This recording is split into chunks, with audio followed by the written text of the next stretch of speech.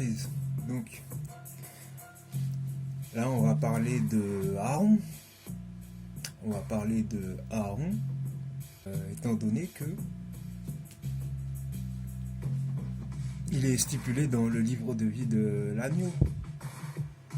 Donc, pour que les choses elles soient claires, on va comprendre qu'est-ce qui fait de Aaron Aaron, comment on amène à se rappeler des anciens exploits que l'Éternel a opérés en Égypte. Voilà. De cette manière, si on est sur ce courant de pensée et qu'on le garde comme référence, on sait que c'est l'histoire.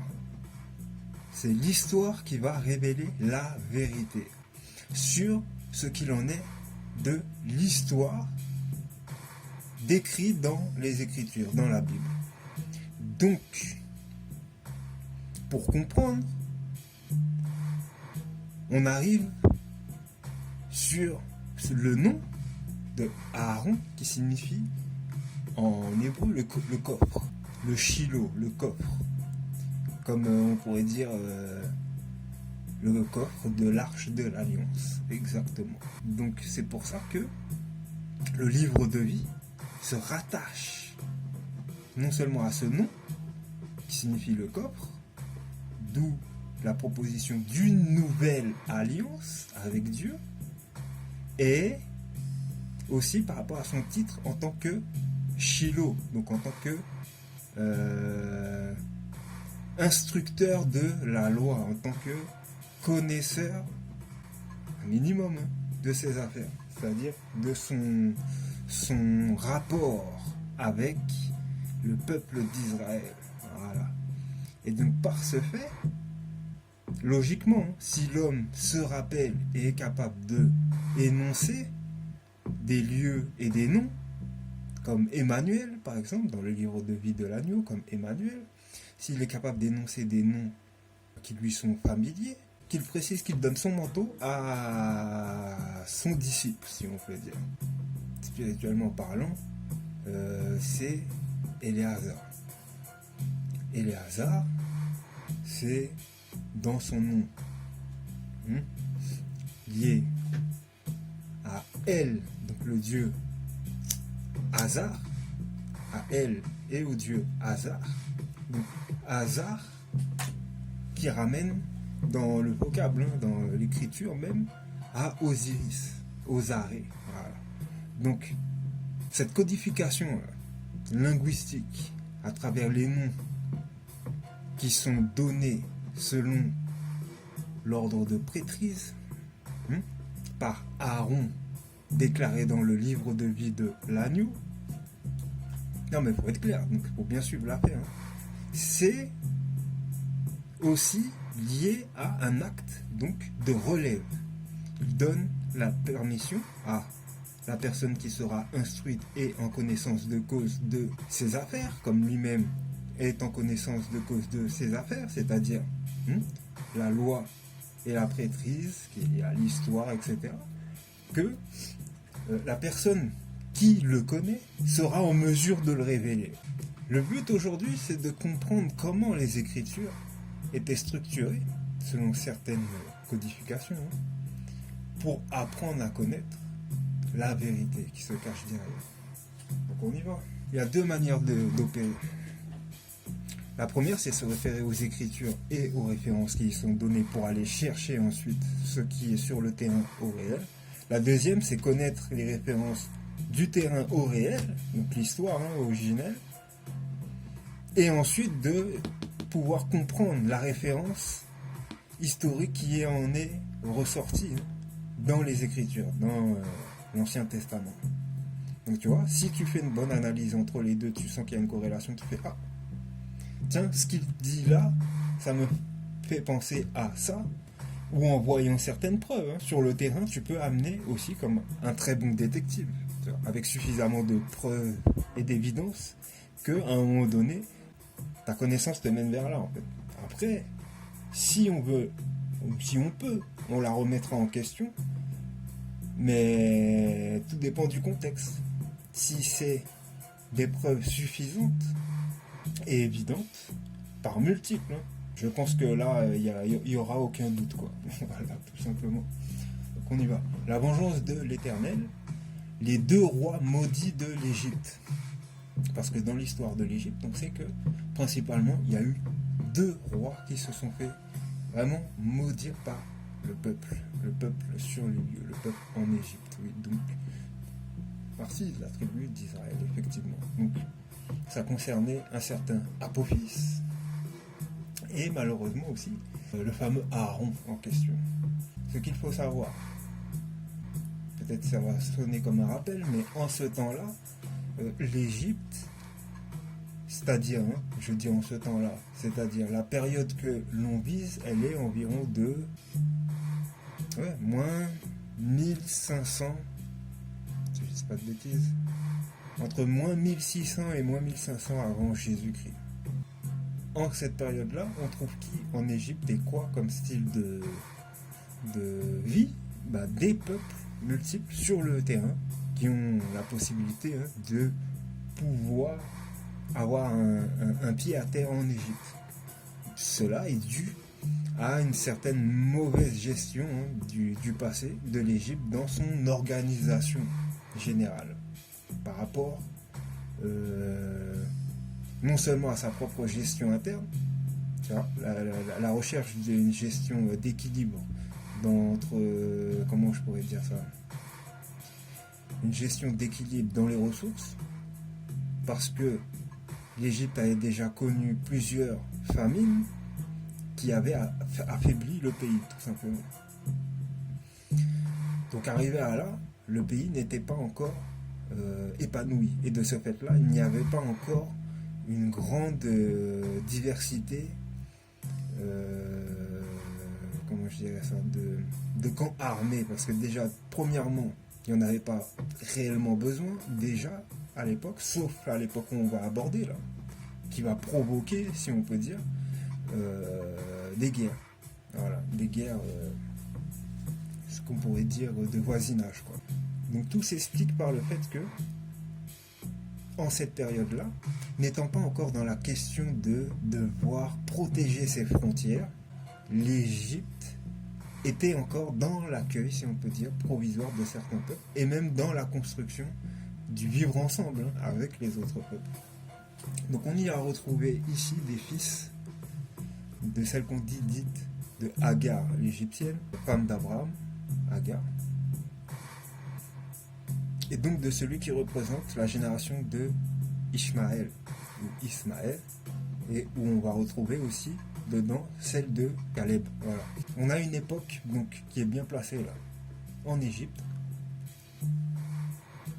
qui est donc une époque de recherche de prospérer. C'est une époque où on cherche à prospérer, à retrouver l'équilibre avec la Mahat. De par ce fait, il y a aussi, pour garantir la pleine évolution de chaque peuple, une action qui a été effectuée, ça a été de construire la grande pyramide. Voilà. Hein, quand on dit la pyramide c'est les noirs, machin, non, c'est un peu tout le monde en fait. À la même époque, si tu regardes bien, si tu examines bien, il y avait à l'époque déjà la diversité de ce fameux peuple turc qui venait d'apparaître et le peuple dit de Aaron, de les Ashkénazes, voilà, qui vont ensuite être tout simplement des Turcs, quoi, voilà, et qui seront rattachés à la tribu de Benjamin, voilà, dans l'évolution totale du peuple, pour dire le peuple européen blanc, voilà, parce qu'il y a aussi les noirs, faut pas oublier. Ah bah oui, ils ont évolué avec nous, parce que nous, on était déjà là sur le terrain depuis bien avant leur migration, avant qu'ils s'installent et qu'ils se répandent. Il y avait déjà des hommes parsemés un peu partout sur la terre d'Europe, des hommes noirs. Donc, pour revenir à ce qu'on disait, celui qui a été rejeté par son peuple, Aaron, de Aaron, il y a David. Eh oui, il y a David aussi. David, et ensuite il y a Marie. Il y a Marie, et ensuite il y a le fameux Jésus. Donc, Aaron, là, il est lié à celui qui est recensé en Égypte, en tout cas sur cette période-là. Moins 1600, moins 1500. Maintenant, ce qu'on veut comprendre,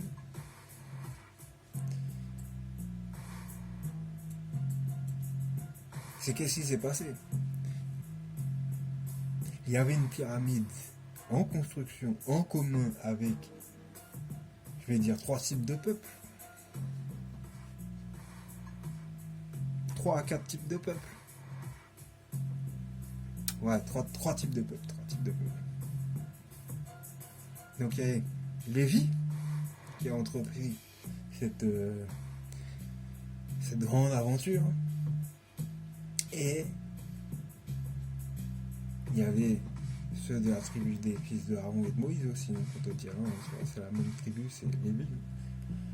Et il y avait ce fameux Apophis premier.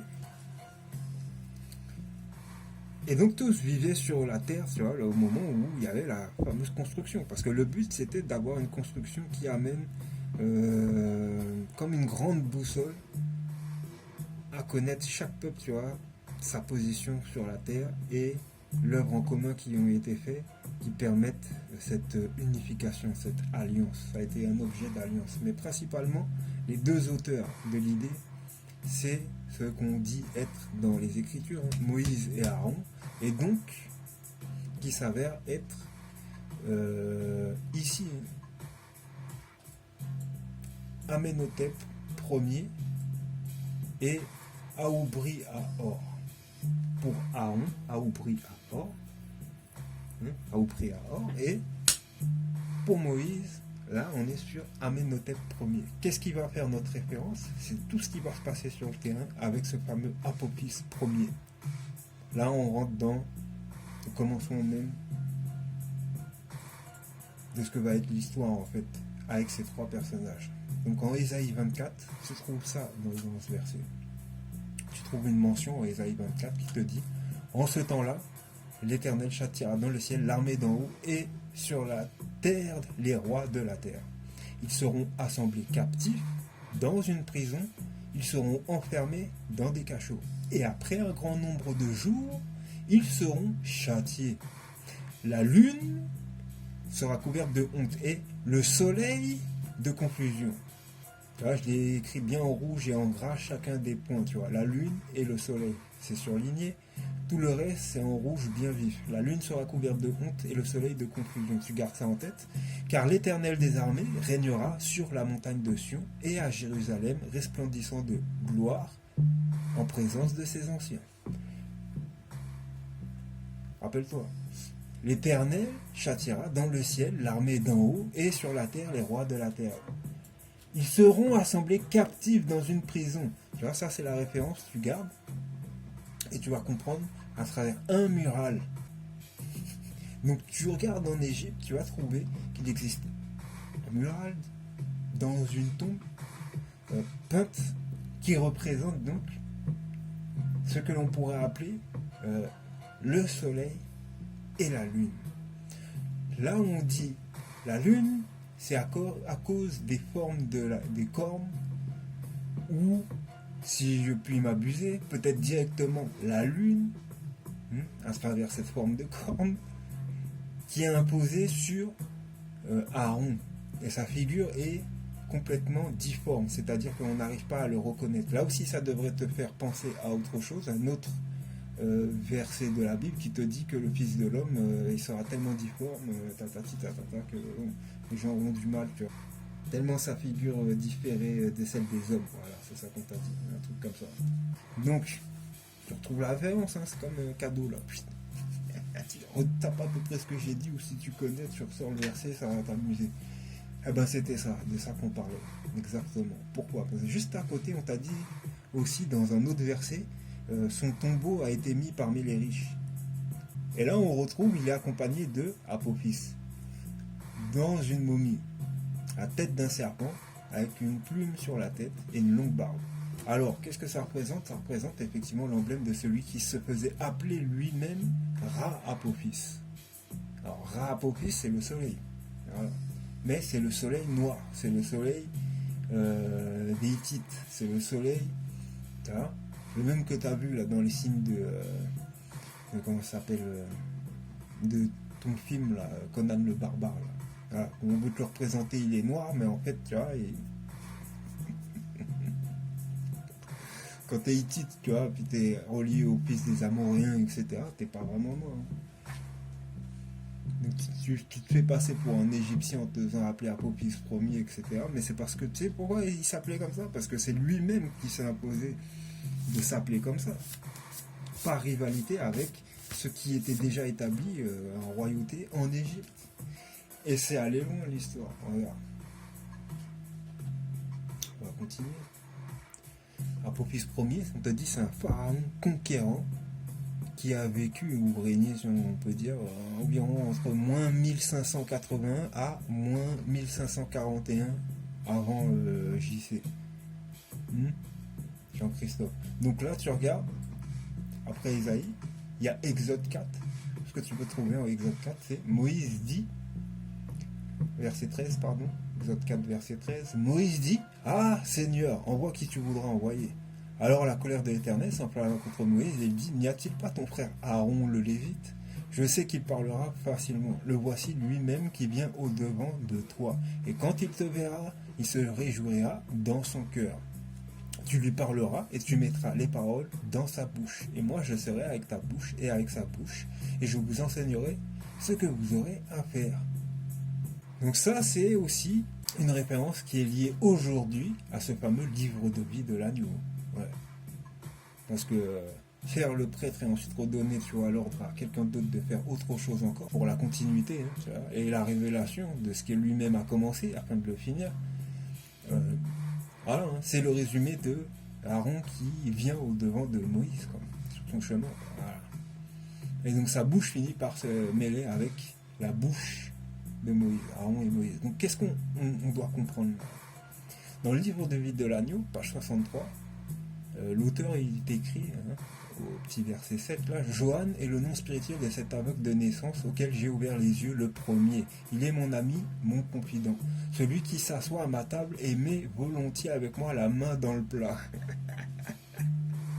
Alors quand tu connais la référence des Écritures, tu sais que Jésus dit celui qui ne met pas les mains dans le plat avec moi, tu vois, n'est pas digne d'aller dans le royaume des cieux, quoi. Et c'est qui finalement tu vois qui accepte quelque chose qui vient de ce fameux Jésus, le pain trempé là. Ouais, parce qu'à un moment donné il a dit tiens, j'offre mon corps, tu vois, ceci est mon corps, il fait du pain. Après il te présente du vin, il te dit ça c'est comme si c'est mon sang, vous buvez-en, etc. Mais il t'a donné une référence, t'as dit par rapport à lié à l'alliance. Mais celui qui doit mettre les mains dans le plat, celui qui veut participer à toutes les œuvres, tu vois, avec le fameux Jésus. Donc c'est Judas, avec un S, le Judas, là, fils de Simon Pierre. Je te dis, c'est le Judas qui va accepter le pain trempé dans l'eau. Voilà. Donc il va mettre les mains dans le plat avec. Hein, voilà. Et ben ce Judas là, il est là. Il est là. Où ça? Apopis Ier. Voilà. Ça va être la référence pour comprendre comment il a, dans sa descendance, obtenu ces ancêtres-là, qui l'amènent ensuite à devenir ce fameux Judas. Mais c'est déjà fait, hein, avec son livre et tout. C'est l'ancien, c'est le Nouveau Testament. C'est la modification faite par l'ennemi, c'est ça. C'est pour amener à tuer toute l'histoire, tu vois, liée à loin, à l'Égypte, à tout ça, etc. Tu vois. Donc, comment on est sûr? En suivant ses ancêtres. Les mecs, ils sont bernés, ils sont bornés sur comment dit-on, sur leurs idéaux. Eh oui, la conquête, la domination, bah oui. Tentative de vol de territoire, on te dit. C'est ça qui s'est passé, c'est qu'il a été invité en tant que, tu vois, comme un vacancier, pour pouvoir, tu vois, établir une alliance. Mais le mec, il veut rester sur place comme s'il est chez lui, quoi. Donc ça passe pas, tu vois. Où que tu sois dans un pays, tu fais pas ça, c'est pas bien. Tu vois. C'est même pas que c'est pas bien, normalement ça passe même pas à l'idée, à la tête de t'imposer comme ça chez les gens. C'est une manière des Hittites, hein, descendants des Yamnaya, là, de imposer leur loi. Tu le vois bien. Ah ouais, pour revoir la manière dont tu veux donner l'exemple, tu vois, en disant, là, soi-disant que t'es bien placé en tant que nation, hein, soi-disant de Dieu, mais non, on sait que c'est autre chose. C'est autre chose. Alors, on parle pas du vrai peuple d'Israël, hein, on est sur autre chose. Notre peuple qui se fait passer pour. C'est tout. Et ça se prouve à travers les relations qu'il y a eu dans l'histoire. Donc quand tu lis Apophis 1er, on voit déjà que c'est ancré en vous. Quoi. C'est comme ça, il faut que vous réprimandiez avec violence. Quoi. Apophis 1er ou Apophis 1er est un pharaon égyptien de la 15e dynastie. C'est le plus célèbre et le mieux connu des pharaons Hyksos. Durant son long règne de plus de 40 ans, il agit en pharaon, construisant dans les temples, faisant copier des œuvres du passé, comme le papyrus Run. Tu vois, donc il arrive et puis il commence à copier, et puis voilà, il agit en pharaon, quoi. En roi de son peuple, tu vois. Il va donner des ordres, des trucs, et puis il va commencer à établir, tu vois, une armée, etc. Voilà, c'est ça. Donc sous son règne, et pour des raisons inconnues, le roi Apophis, souverain Hyksos de l'Égypte, régnant depuis Avaris dans le delta, entre en guerre contre le roi thébain Sekhemendre Taha de la 17e dynastie. Un conte égyptien de la 18e dynastie, qui nous est parvenu malheureusement de manière très fragmentaire, rapporte un échange curieux entre Apophis et Sekhemendre Taha. Apophis demande à Sekhemendre de chasser les hippopotames de son étang, car les bruits incommodent le pharaon et l'empêchent de dormir la nuit. Considérant la distance entre Thèbes et Avaris, ce message ne peut avoir qu'un sens caché ou symbolique. Il s'agirait vraisemblablement pour le souverain du Nord d'affirmer sa souveraineté sur son vassal du Sud.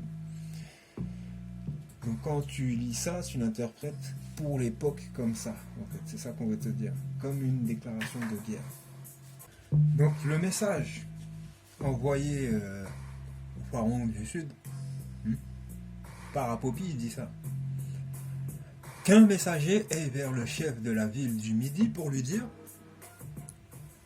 le roi Apophis t'envoie dire qu'on chasse sur l'étang les hippopotames qui sont dans les canaux du pays, afin qu'ils laissent venir à moi le sommeil, la nuit et le jour.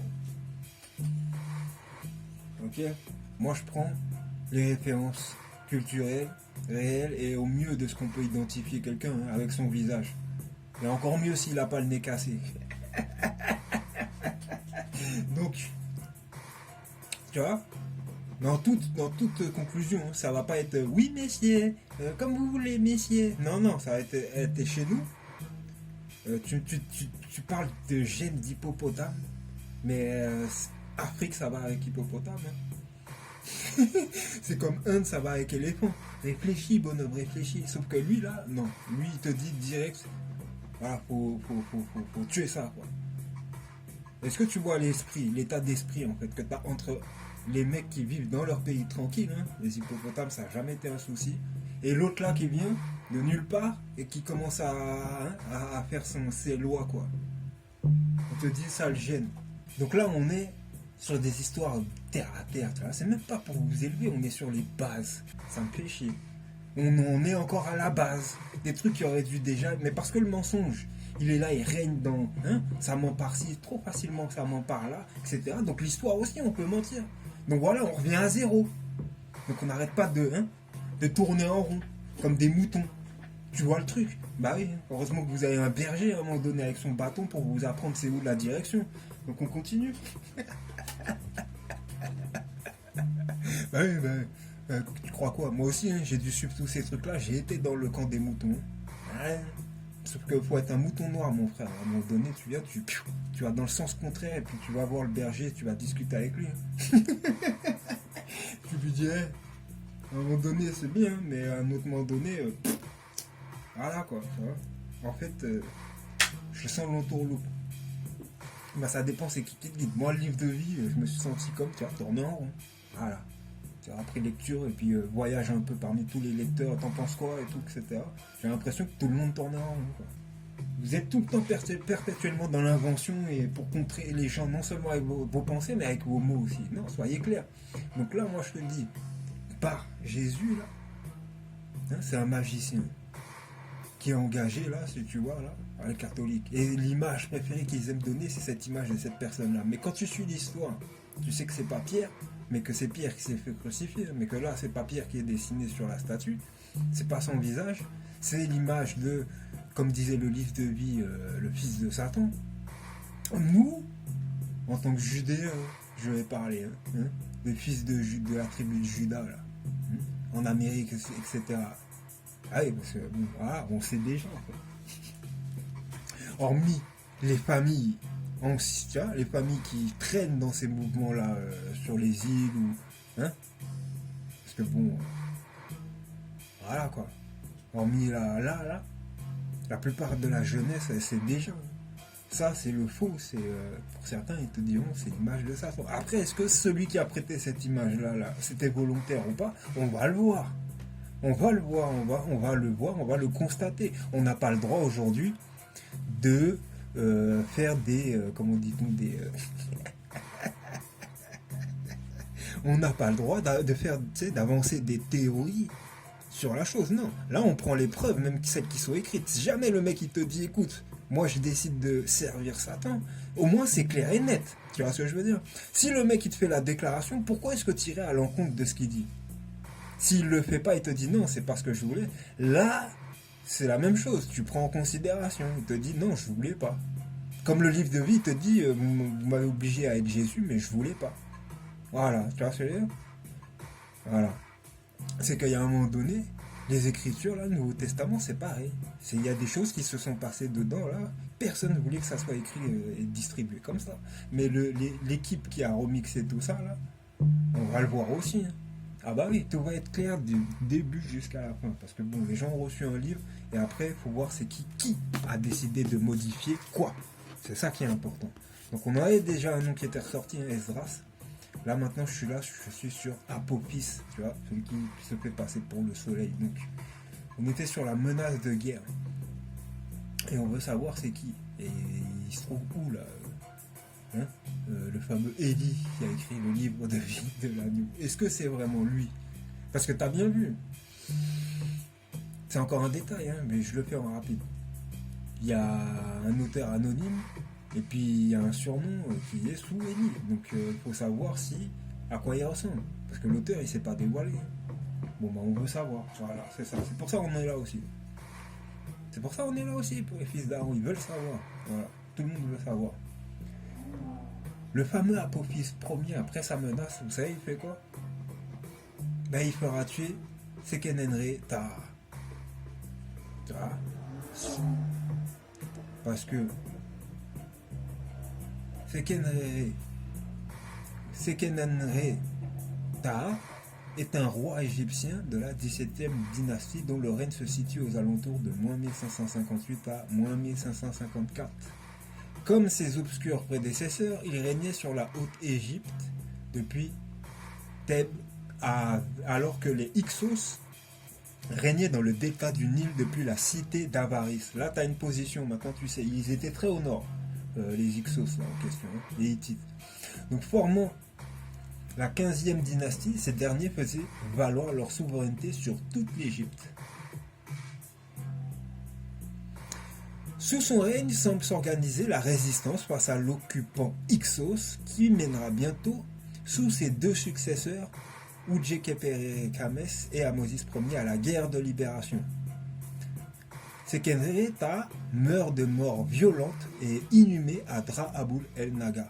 Sachez bien, là dès ce que vous lisez là, et qui est dit sans vraiment être détaillé, hein, sous cette phrase-là, sous son règne semble s'organiser la résistance. Tu retiens bien le mot résistance face à l'occupant, hein, Hyksos, qui mènera bientôt sous ses deux successeurs. Tu vois, il y a les noms, et après on te dit à la guerre de libération. Pourquoi on dit guerre de libération? Résistance, occupation. Tu vois bien, il y a un peuple qui, comme il t'a dit, hein, qui s'est installé au nord en l'occupant la terre, en occupant la terre, hein, et qui a créé une guerre qui a mené à la captivité des peuples sur cette terre. C'est ça qu'on ne veut pas te dire. Mais oui, donc on te le dit avec des mots qui sont en rapport, tu vois, avec une telle violence, mais on ne veut pas te donner le fait précisément que toutes ces Xos-là en question sont arrivés comme des esclavagistes, en fait. C'est la période que tu voulais connaître, hein, et savoir en ce qui concerne Moïse. Tu vois, la période de l'exode, tu vois, avant l'exode, au moment où on te dit il se leva en Égypte un pharaon qui n'avait pas connu Joseph. Mais c'est de ça qu'on te parle. C'est exactement de ça qu'on te parle. Tu retiens bien, dans le sens où ce pharaon qui ne connaissait pas Joseph, donc la maison de Joseph, c'est-à-dire les descendants de Joseph, tu vois, il a mis en esclavage, on te dit, le peuple d'Israël. Mais c'est, ouais, on y est. On y est. C'est lui. C'est lui. Les références culturelles, elles traînent non seulement dans les livres de Qumran, hein, non seulement dans la Bible, mais aussi dans l'histoire. Ça fait déjà, tu vois, de quoi s'appuyer sur 2 bouquins et des parchemins, des papyrus. Je vois pas ce que vous voulez d'autre. Hein. Après, pour aller plus loin, oui, mon travail c'est là, les visages. Là. Ah oui, parce que quand tu... Moi, je suis là pour faire vérifier beaucoup de choses qui sont liées à ça. À l'âme, l'esprit, et ce qu'il y a en lien avec le visage. Rappelle-toi, hein, les Indiens. Ils n'aimaient pas être pris en photo. Ils t'ont dit, on prend l'âme avec tu vois, l'image de son visage. Ça voulait dire quoi? Le concept, il est plus loin que ce que vous croyez. C'est bien ça. Hein. C'est à travers le visage, tu vois, la perfection même des mêmes traits, etc. Et de l'esprit qui va avec, tu peux avoir une confirmation, tu vois, de ce qu'on appelle un modèle de réincarnation. Maintenant, il y en a, ils sont experts dans l'explication et la démonstration, et il y en a d'autres, ils en parlent juste par connaissance de cause. C'est pour ça que tu as des échos qui sont comme ça, qui t'amènent à comprendre ces choses-là. Voilà.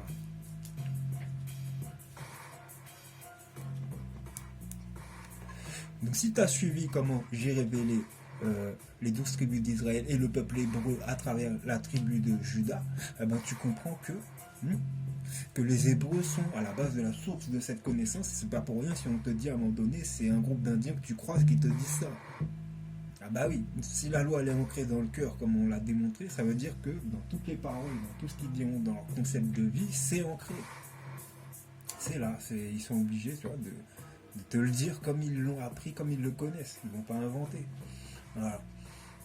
Bon, on continue. À la mort sans doute court d'un combat de Seken Nanri, la guerre continue avec son successeur Kamosé. Apophis tente de s'allier avec le roi de Kush, c'est-à-dire avec Amenhotep, pour prendre en tenaille l'armée de Kamosé. Mais celui-ci réussit à déjouer l'opération en interceptant un messager envoyé par le roi Apophis à son allié du sud. Le message, reproduit in extenso sur une stèle découverte à Karnak, donne de précieux détails sur les relations entre les États ainsi que sur les actions de Kamosé antérieurement à sa campagne militaire. Donc voilà ce que dit, entre parenthèses, je capturais son message écrit au sud de l'oasis sur le chemin menant à Couche. Je découvris ces paroles écrites par le prince d'Avaris. Donc tu vois, ça c'est celui qui a intercepté le message envoyé par Apophis pour intercepter le message envoyé par Apophis en direction pour Amenhotep Ier. Voilà. Le message dit Apophis a écrit Aousséré, fils de Ré Apophis, j'envoie mon salut à mon fils, le prince de Couche.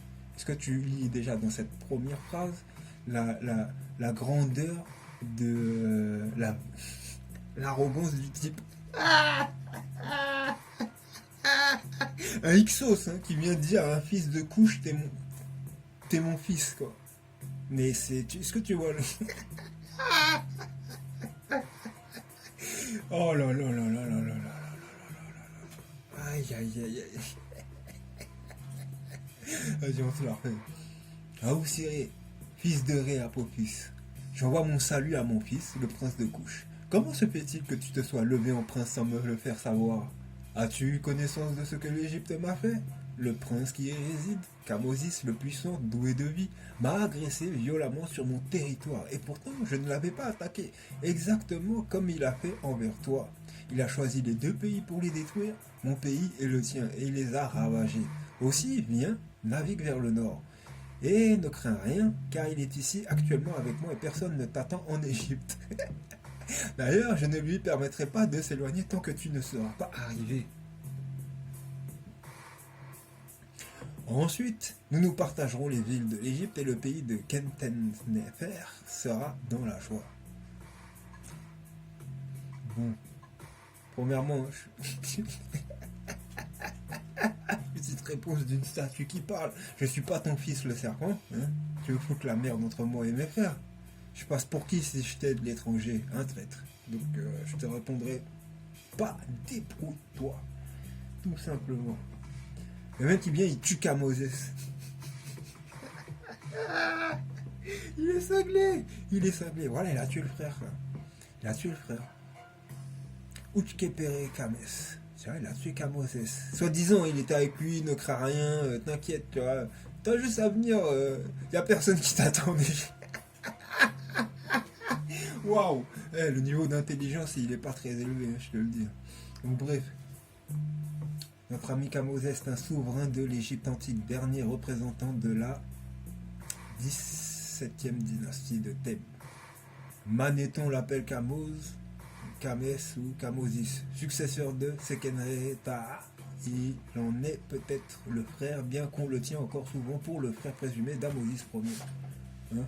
Donc, son vrai nom c'est Uchkepere Kames. Là, le Kamosis, Uchkepere Kames. Il l'a tué. Donc en réponse à ça, Amenhotep Ier, tu penses qu'il va faire une alliance avec ce type? Ah non, dans la pensée, tu sais déjà ce que ça donne. Hein. En mode, t'as tué le frère sans raison. Il t'avait fait quoi? Pourquoi te battre avec lui pour un titre de roi soleil, tu sais? Si tu veux être la lune, bien, tu vas plonger comme la lune, toi et ton armée, en fait. Voilà, point barre. Hein. Une fois que tu arrives à là, c'est tes déclarations de guerre. C'est hypocrisie, viens, j'ai Kamoses avec moi, comme ça se fait que t'es prince, il n'y a personne qui t'attend, tu tues le frère quand même. Tu as montré toute ton côté vicieux, quoi. Non mais pareil pour aujourd'hui. Hein. Ah bah ça s'est reconnu rapidement, hein. Comment tu vires vite dans ton esprit satanique. Donc là je te le fais en résumé par rapport au passé. Hein. Tu tues les gens du pays, t'attends pas à recevoir des fleurs. Hein. Ah bah non, les gens ils vont faire forcément des comptes pour toi pendant des siècles. C'est ce qui est arrivé. Hein. T'as persécuté trop de peuples, même ton propre peuple, même tes frères. Faut arrêter. Donc, en gros, dans l'histoire, Kamosé, après de durs combats, réussit à reprendre l'avantage en moyenne Égypte. Remonte le fleuve, libère Memphis, continue sa route et met le siège devant la ville d'Avaris, qu'il n'arrive pas à prendre. L'an 33 d'Apophis marque la mort de Kamosé. Apophis Ier trouve la mort à peu près à la même époque, c'est-à-dire que c'est allé très vite. Une fois qu'il a tué le frère, c'est lui, ce fameux Amenhotep Ier. Tu vois. Là, on ne veut pas te raconter l'histoire dans l'histoire d'aujourd'hui, mais que tu vas retrouver dans les écritures qui viennent confirmer le fait. C'est comment on a fait pour se débarrasser de ce mec-là. Ben tout simplement, Pharaon, est-ce que tu sais nager? Nous, on était en connaissance de cause du terrain, de l'Égypte, de Canaan, de tout, tu vois, depuis un moment. Donc quand on arrive, on sait qu'il y a une petite, tu vois, un petit passage sur lequel on peut piéger n'importe qui n'a pas connaissance de cause de la chose. C'est comme si on te disait c'est Dieu qui va s'occuper d'eux. Hein. Parce que s'il voulait, il aurait pu faire aussi que ça n'arrive pas, hein, qu'il n'y ait pas la marée haute. En tout cas, moi je pense qu'à l'époque ça pensait un peu comme ça. Tu vois. Si on peut éviter, on laisse la nature faire. Mais oui garçon, on laisse la nature. Ça fait penser à rien. Bah Pompée, bah, ouais. Je sais pas, hein, la corruption. La corruption amène le lieu forcément à être détruit à un moment donné à un autre, hein, par la volonté de ce que vous voulez absolument pas reconnaître. Hein. La force du Tout-Puissant, le grand destin. T'as gâché une vie pour moi, si tu fais ça. C'est pour ça, pour rattraper, faut que tu te rattrapes vite avec moi, là. Attrape-toi vite sur la spiritualité, pour pouvoir au moins kiffer un peu le restant et dire au moins merci, quoi. J'ai connu, tu vois, les vraies valeurs des choses, j'aurais pu mourir sans même les connaître. Il faut appeler ta grand-mère, ton grand-père, ton papa, ta maman, ton petit frère, ta petite soeur, tu vois. Tout ce qui a marqué là dans les Écritures, on t'a dit il faut que tu fasses connaître la chose au maximum de personnes. Hein. C'est la vérité. Tu verras, hein, ça se vérifiera.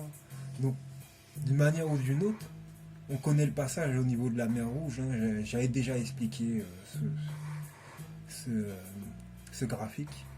On va pas y rester encore. On continue.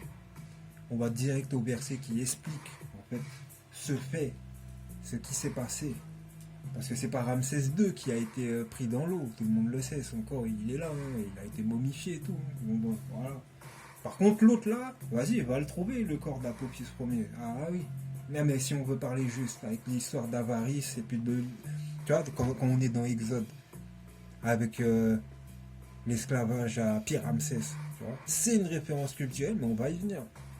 Pour l'instant, on est sur Apophis. On verra après l'histoire qui est en lien avec Ramsès II. Pour l'instant, c'est Apophis. Donc Apophis, c'est cette histoire-là. Avec très ancien, avec Aaron et Moïse. En référence, comme je t'ai dit, sur Amenhotep Ier, puisque c'est lui, par dernier, qui a permis une action à ce que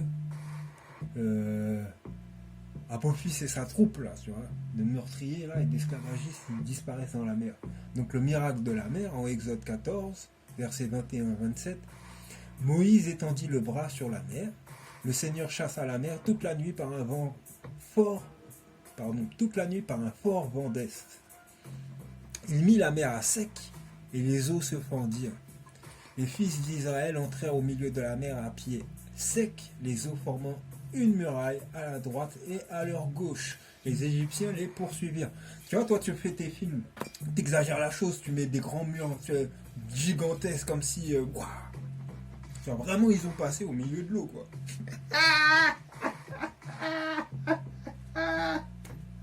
Fond de l'océan, quoi. Ça. Mais non, mais non, arrête. Tu rends la chose tellement encore moins crédible. Ça nous fait passer pour des imbéciles. Mais réfléchis, mais oui. On t'a dit, c'est de l'eau qui forme une muraille. Parce que si tu vas un peu trop à droite ou un peu trop à gauche, tu t'enfonces dans l'eau. Voilà. Tu comprends? Donc tu es sur un monticule. Donc les Égyptiens les poursuivirent. Tous les chevaux de Pharaon, hein, le roi Apophis, là, premier, hein, voilà. Ses chars et ses guerriers entrèrent derrière eux jusqu'au milieu de la mer. Aux dernières heures de la nuit, le Seigneur observa, depuis la colonne de feu et de nuée, l'armée des Égyptiens et il la frappa de panique. Il faussa les roues de leurs chars et ils eurent beaucoup de peine à les conduire dans le sable. Les Égyptiens, je te rajoute le détail, tu sais, tu es dans l'eau sableuse, tu avances avec des chars, ça ralentit tes chars. Tu vois, il y a une friction, donc forcément c'est plus peineux pour les animaux ou les hommes, tu vois, qui sont en train de les guider, quoi.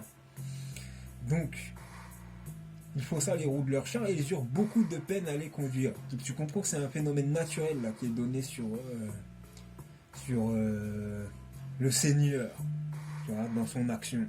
Les Égyptiens s'écrièrent, fuyons devant Israël, car c'est le Seigneur qui combat pour eux contre nous. Le Seigneur dit à Moïse, étends le bras sur la mer, que les eaux reviennent sur les Égyptiens, leurs chars et leurs guerriers. Moïse étendit le bras sur la mer au point du jour. La mer reprit sa place. Dans leur fuite, les Égyptiens s'y heurtèrent et le Seigneur les précipita au milieu de la mer. Point. Point barre. Point barre, point final. Tu vois, c'est ce que tu ne peux pas retrouver comme preuve archéologique, mais qui est une preuve historique laissée par les peuples, donc le peuple d'Israël ici, qui vient à confirmer, tu vois, le versant historique qui est lié à Apophis Ier, puisqu'il est mort. Bon, il est mort comment? On l'explique pas, ben voilà, ça y est, je te l'ai expliqué. Il y a un miroir, Apocalypse 12, effet miroir, on va en parler. Terrain Apocalypse 12, verset 8. Mais ils ne furent pas les plus forts, et leur place ne fut plus trouvée dans le ciel. On te parle de l'armée de Satan. Et il fut précipité, le grand dragon, le serpent ancien, appelé le diable et Satan, celui qui séduit toute la terre. Il fut précipité sur la terre, et ses anges furent précipités avec lui. Donc, il fut précipité, le grand dragon, dans Apocalypse 12, verset 8. Tu reprends sur Exode 14. Le verset, je ne l'ai pas ici, mais c'est compris entre 21 et 27. Et à un moment donné, on te dit, et le Seigneur les précipita au milieu de la mer, les Égyptiens là. Voilà. Donc quand tu fais le lien, et il fut précipité, le grand dragon, Apophis, et le Seigneur les précipita au milieu de la mer, Apophis et son armée. Satan et son armée, Apophis et son armée. Bon, tu vois bien, c'est la même formulation sur la même base même de la conséquence de comment faire chuter Satan. Ben voilà. Apophis Ier, game over. Tu veux me rajouter une pièce pour continuer? Non, parce que tu as dit c'était un jeu, donc voilà. L'Apocalypse, il vient de te mettre un 1-0, 2-0, ce que tu veux, j'en sais rien. C'est toi qui comptes les points. Voilà. Il peut exister qu'un seul ré.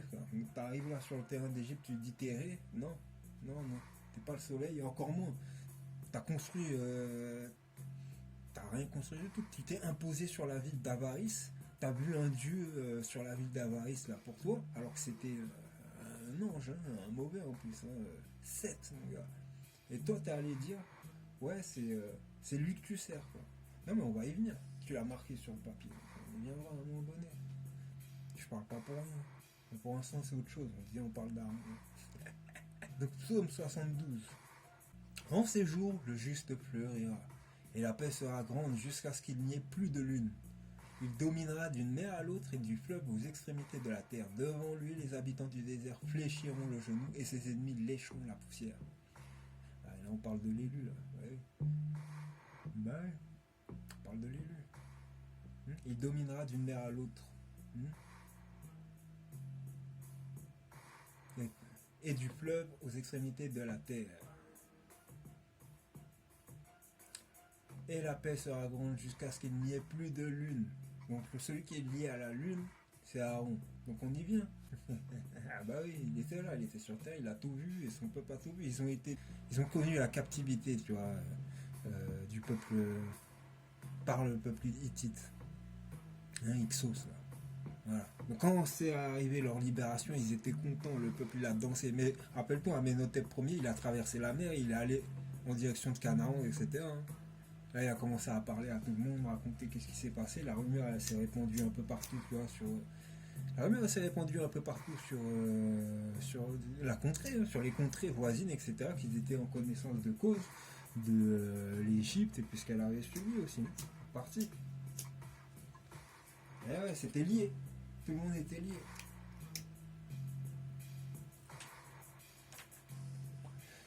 On en revient à la Lune. On veut faire absolument partir du livre de vie de l'agneau un antéchrist et un Judas, quoi. Voilà. Donc le livre de vie, il t'a dit à un moment donné, lui-même, tu vois, l'auteur, c'est lui qui a participé à mettre les mains dans le plat, c'est lui qui était pressé de se tenir à la table des 12 disciples de Jésus, ou des 12 tribus d'Israël, en lien miroir, mais miroir faussé, puisque là on n'est pas sur la même construction, on n'est pas sur la même fondation, on est si, logiquement, mais la maison n'est pas la même, voilà. Celui qui a construit sur le Nouveau Testament, là, il a des comptes à rendre. Après le départ d'Amenhotep Ier, le peuple a été laissé, comme on t'explique en Exode, en bas de la montagne, le temps que Moïse, tu vois, il monte. Rappelle-toi, hein, le chemin, c'est Horeb. Ah oui, c'est le désert d'Horeb. C'est là, oui, ils sont fui. Donc voilà. Donc le temps qu'il monte à la montagne, récupérer les lois dans le bouquin, on te dit, le peuple, il a commencé à se faire un veau d'or. Donc voilà, on est sur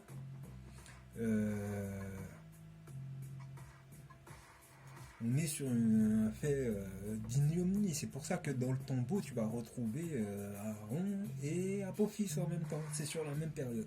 Regarde. Donc, ce qui a déplu aux Égyptiens, natifs du T1, donc là on était sur les fils de Lévi, c'est qu'à à partir de là, lui-même et sa tribu, Aobriahor, a entrepris de magnifier les divinités égyptiennes, dans le sens où ils ont voulu copier, coller, comme si c'était leur propre culture. Voilà. Donc à partir de là, tu peux aller voir sur la représentation comment ils étaient représentés sur chacun des groupes laissés dans la tombe de Ramsès III. Tu verras l'image à quoi ça ressemble. En ce qui concerne là maintenant, on arrive sur clairement une imitation égyptienne. Donc, il a fait une statue en bois basée sur le même modèle que ceux des Égyptiens dans la pose et la gesture, et il a placé le signe K au-dessus de sa tête, c'est-à-dire 2 bras levés vers le ciel, qui est une position à la base de prière. Voilà, des mains pour effectuer la prière. Bon. Le K, qu'est-ce que c'est? Le K faisait partie de l'homme et en était muni dès sa naissance. Il était le symbole de la force. On te parle comme si c'était dans la conception des Égyptiens. Il était le symbole de la force vitale entretenue par la nourriture, le principe de la vie et de l'énergie. Le roi ne pouvait procéder aux gestes importants du culte sans son K. À la fois double, aura, puissance fondamentale et procréatrice de l'homme, on ne pouvait s'en séparer. Pour le nourrir, on lui présentait des aliments dont il ne prélevait que l'essence invisible et régénératrice. Rejoindre son cas voulait dire mourir. Parce que on considère que le cas est une des formes du corps éthérique, d'où le principe de la nourriture, des aliments dont il ne prévenait que l'essence invisible et régénératrice. Et ça, c'est l'éther. C'est ce qui est contenu à travers toute nourriture lorsque tu le cueilles là et que tu dis le fruit il est bon et il n'a pas le même goût que 3 jours après, tu vois, laissé sur la table. Voilà, c'est la force énergétique même du vivant, parce que les gens ils appellent le fluide, ce qui fait partie des éléments du fluide vital, de l'électricité, qui fait que voilà, c'est ça. Oui, c'est lié à l'électricité, bah oui. Oui. Si c'est lié aux atomes, c'est lié à tout. C'est forcément lié aussi à l'électricité, qui sont des électrons, qui ont besoin d'éther pour s'en nourrir eux aussi.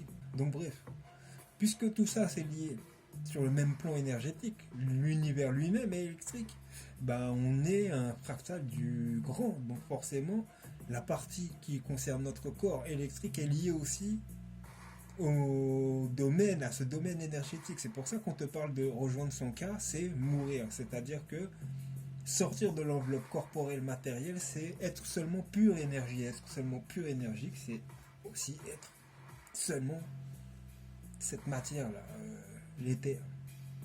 Voilà. Maintenant, dans le livre de vie de l'agneau, il souligne qu'il ne sait pas si l'âme est une particule ou quelque chose de semblable. Il ne peut pas te le dire. Pourquoi? À cause de ce concept de l'éther dans son esprit qui lui fait comprendre que, puisque nous devons à un moment donné nous réincarner, forcément nous sommes quelque chose entre les deux. Mais maintenant, moi ce que j'ai envie de dire, pour ajouter un point fondamental, c'est qu'on n'a pas besoin de savoir, d'aller jusque là en fait. À savoir si c'est une particule ou quelque chose qui peut être pesé ou quoi que ce soit maintenant, parce qu'il y a une certaine logique qui veut nous amener à comprendre que c'est lié uniquement à l'éther. Uniquement à l'éther et à la volonté de celui qu'on appelle le grand esprit, à un moment donné, de pouvoir te permettre de te réincarner dans la même branche familiale qui te concerne. Donc ça ne peut pas être une particule qui se balade, tu vois, à un moment donné, et puis qui doit réintégrer une branche bien précise d'un corps pour pouvoir revenir à un moment donné. Non, tu vois, ça devient trop complexe. À un moment donné, là, tu oublies même la logique même, tu vois, de la grande magie de ce monde qui veut t'amener à croire que oui, il y a la matière, mais il y a aussi une certaine illusion à travers tout ça. C'est que pour que ça se maintienne, tu le sais, tu es toi-même un fractal Dieu vivant le plus grand dans la manière de réflexionner et d'amener une logique à tout ce qui t'entoure. On appelle ça un être humain. Cet être humain est la seule créature sur Terre à pouvoir réfléchir sur les domaines du plus grand que lui.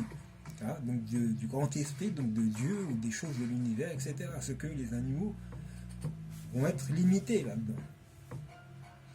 Donc toi, arrivé à là, tu veux chercher à comprendre la logique 2. Mais la logique 2 t'amène à déjà voir qu'en toi-même, étant un reflet miroir de la création, et donc de ce qui existe déjà, que quand tu tombes dans ce deuxième état qu'on appelle sommeil, tu atterris, si on peut dire, dans le monde de la conception de tes propres pensées.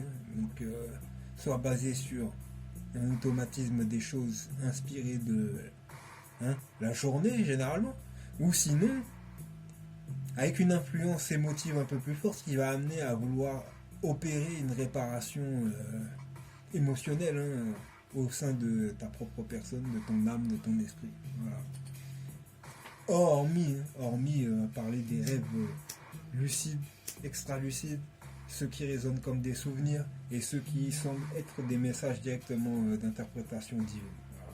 Les rêves aussi, je pense que ça mériterait un grand sujet. Mais je suis pas dessus tout de suite, t'as bien vu, on est encore sur les rudiments.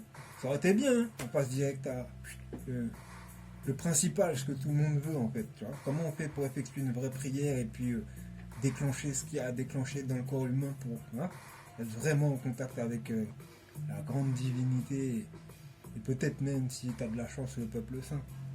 Parce qu'ils sont intermédiaires entre les deux et c'est s'ils veulent ils se révèlent ou pas. Donc, les gens ils vont croire pour fou par rapport à ça, mais tu sais, les expériences de la vie, elles sont multiples. Il y en a, ils te confirmeront parce que l'être humain, il est basé sur un modèle similaire. On n'est pas tous, comment je dirais ça, on n'est pas différents tant que ça en fait. On est tous construits sur le même modèle. Donc ça veut dire si il y en a un, il peut t'affirmer une chose, comme dans les Écritures. Je vais essayer de te le retrouver, je sais plus c'est où. Parce que cette référence-là, tu la retrouves dans les Écritures. Qu'un homme, je crois que c'est Paul qui fait ça. J'avais vu, je crois que c'est Paul. C'est dans ces histoires-là où il dit à un moment donné qu'il a rencontré un homme qui lui a dit que par l'esprit, il a su atteindre je sais plus comment il appelle ça, le 7e ciel ou je sais pas quoi, que là il aurait conversé avec Dieu, pas conversé avec Dieu, mais qu'il aurait vu des choses qui dépassent l'imagination de l'homme. Voilà. Il te dit que cela est vrai ou pas, je ne le sais. Voilà comment il en parle de cette anecdote-là. Tu vois, pour te dire que son niveau de connaissance sur la chose, elle est très limitée, parce qu'il n'en a pas fait une science. Tu vois, Paul, c'est un copieur. Il est là pour essayer de suivre, mais il ne suit pas trop, tu vois, qu'est-ce qui se passe en réalité, quoi. Mais il comprend parce que, bon, à un moment donné, il cherche et il subit. C'est pas il expérimente, c'est il subit, parce qu'il force les choses. Voilà. Quand on dit le corps humain, c'est le temple de Dieu, arrivé au niveau de la tête, l'esprit, là, tu peux dire que tu es au ciel. Ah bah, si les pieds, c'est la terre, ta tête, elle est dans le ciel. Regarde bien. Ta tête, elle est jamais par terre. C'est des références aussi simples que ça que tu devrais comprendre à la base qui t'amènent à comprendre quand on te parle du ciel. Que Dieu réside au ciel. Et c'est la première chose qui te frappe du venant du ciel, c'est au niveau de la tête. Les informations qui viennent d'en haut. Donc bref, tout ça pour amener à comprendre les énergies, tu vois, jusqu'où c'est lié dans le corps humain, l'esprit, le cas, l'éther. L'éther, c'est universel, c'est partout, c'est l'univers. C'est-à-dire, c'est l'infini. C'est le corps de Dieu, tout simplement. Voilà, si on pourra dire de manière beaucoup plus simple. Quoi.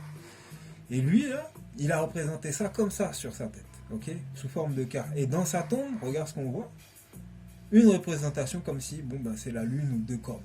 Voilà. Donc, il y a, en égyptien, en ancien, c'est la lune, c'est ça que ça veut dire. C'est pour ça que ça résonne comme étant le dieu lunaire pour nous, Yahvé. Tu vois. Bah oui, dans le sens linguistique, c'est comme si tu disais, bon, ben, c'est le dieu de la lune, quoi. Donc, tiré du nom de la lune, Yah donné Yahvé, Dieu lunaire. Mais aussi, ça veut dire Anon, t'as dit. Parce que ça sera prononcé Yahweh.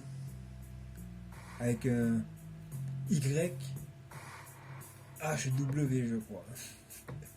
C'est comme ça que c'était écrit dans les anciens temps, tu vois. Ils ont trouvé ça, je crois, sur. C'est qui disait ça? C'est Guillaume Tiana qui pourra confirmer dans ses dires. C'est lui qui a dit ça. Et donc tu pourras sûrement retrouver ça tout simplement à l'endroit où il se l'a dit, quoi.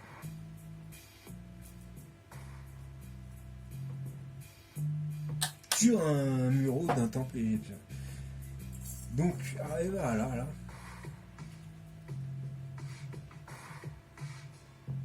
On te dit, durée du règne, certains pensent qu'il pourrait être un usurpateur étant donné son apparent manque de lien avec ses prédécesseurs. C'est-à-dire que c'est lui qui est le premier à s'être fait après Apophis sur la terre d'Égypte. Alors Apophis il s'est fait roi Dieu, lui il s'est fait une image divine, éternelle, tu vois, à travers le cas. Voilà. Ça voulait pas dire qu'il voulait être roi ou je sais pas quoi, non, c'est là il a pris l'image même de la prêtrise. Il est entré dans les histoires des prêtres, là, tu vois, égyptiens, il le savait même pas. Mais il a adoré le côté, comment on dit ça, apparent des choses. Et c'est comme aujourd'hui quand on observe le peuple, le coderne européen, surtout en France, etc. Les mecs sont collés encore en Égypte, quoi. C'est extraordinaire. Et non, mais on comprend, moi je comprends, je vois le lien. Par rapport aux ancêtres, tu vois, entre l'autre qui dit j'ai construit la grande pyramide, j'ai construit la grande pyramide, et toi qui cherches tes ancêtres là-bas, c'est extraordinaire. Moi je te le disais, c'était temporaire. C'était temporaire. Et voici la faute. La faute qui fait que, bon, bah, à un moment donné, on est bien gentil, mais on voit comment vous agissez vite. Pour pêcher, on vous fait des guerres bien vite. Hein. Nous pareil. Hein. Ah ouais, je te le dis. On va pas s'amuser à vous regarder faire les guignols pendant longtemps. Hein. Ah, et à un moment donné, on met fin à la fête. Hein. On vous dit stop, c'est fini. C'est bon, allez faire les clowns ailleurs. Non, parce que c'est gentil, c'est mignon. C'est comme des enfants, tu vois. On voit, c'est comme. Vous avez agi comme des enfants. C'est comme ça qu'on cherche à te le faire représenter dans Exode avec Moïse, non? Tu vois, il redescend de la montagne, il souffle. Il est là, putain, encore là. Ils ont fait un veau d'or et tout. Non, n'importe quoi. Le mec s'est énervé direct. Il s'est dit, mais arrêtez. Ça, c'est le retour d'Amenhotep. Hein. Ça, c'est le retour d'Amenhotep Ier quand il voit toutes les histoires avec Aaron, tu sais, avec Ahuri Brahor. Tout son peuple, ils sont là en train de danser et tout. Ouais, il nous a libérés d'Égypte, il a fait une statue, etc. Non, oh. On se calme, les gars, on se calme. Il a fait un puits. On y vient là, le puits de Aaron. Tu te rappelles, il y a un puits de sauvegarde. Donc, Aoutibré ou Ahuri Or est surtout connu pour sa tombe presque intacte, découverte en 1894 par Jacques de Morgan, en collaboration avec Georges Legrain et Gustave Géquier. Gustave Géquier. À Dachau. La tombe n'était rien d'autre qu'un puits, construit à l'angle nord-est de la pyramide d'Amenhotep III, de la 12e dynastie. La tombe était à l'origine destinée à un membre de la cour d'Amenhotep III, et a été agrandie par la suite pour Ahuri Or avec l'ajout d'une chambre funéraire et d'une antichambre en pierre. Il exagère. C'est pourquoi, parce que quand tu sais comment réflexionner les anciens Égyptiens déjà à cette époque, et liés à ces histoires, tu vois, de réincarnation et de promesses de vie éternelle, Amenemhat III, s'il a construit une pyramide pour ses ancêtres à tel endroit, C'était pour faire une continuité sur sur ses propres liens familiaux. Voilà. Bon, t'as dit dans le livre de vie, c'est une vanité si tu veux. Maintenant, moi, je t'explique concrètement comment c'était pour le peuple. C'est que le peuple est parti sur un délire là-dessus, effectivement. Mais est-ce que celui qui s'est dit souverain en premier de l'Égypte, il était d'accord avec ça? C'est là aussi, il faut réflexionner, parce que c'est pas parce que les membres du peuple font des trucs que ça veut dire que, tu vois, celui qui a fondé l'Égypte et qui en reste le garant accepte ce qui s'est passé. Mais oui, bah oui, on parle de Imhotep. Imhotep, il a établi une façon de concevoir la vie sur le lieu, avec une maison qui était celle de Joseph, donc le grand temple là, qui est la grande pyramide de. Comment ça s'appelle? De Joseph. Voilà. Grande pyramide de Joseph. Bon, voilà. Ah bien, il y a des jeux de mots là-dedans aussi. Je connais réellement Joseph, ça va jusqu'où? Ça va être pris dans la même interprétation qu'avec Moïse, Abraham et tous les autres. Bah oui. Donc Aaron, attends, n'était rien d'autre qu'un puits. Ouais, il a emprunté quoi. Il a emprunté, il a fait.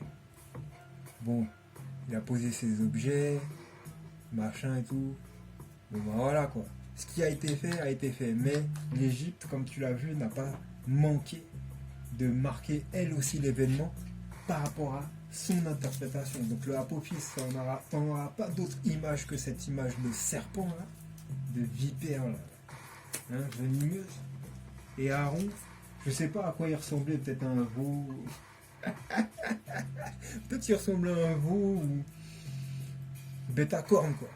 Peut-être un bélier, j'en sais rien. Puis à un moment donné, on s'est dit non, le bélier c'est pas bon. Tu vois, pour retirer, on va mettre autre chose. Peut-être on s'est dit bon, écoute, on laisse défigurer. Fin de l'histoire. Pas besoin de savoir son visage. Bim. Mais bon, son visage, il a traversé sa statue maintenant, tu vois.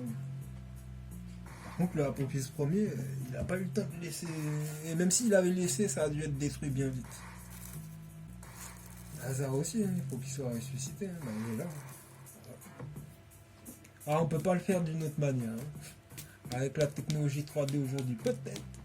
Mais tu comprends, on n'a pas le temps là. On le prend comme il est. Et il a toujours été comme ça. Présenté sur un mural avec sa petite bulle à raconter. Voilà. Donc qu'est-ce qu'on peut rajouter comme détail sur toutes ces histoires là?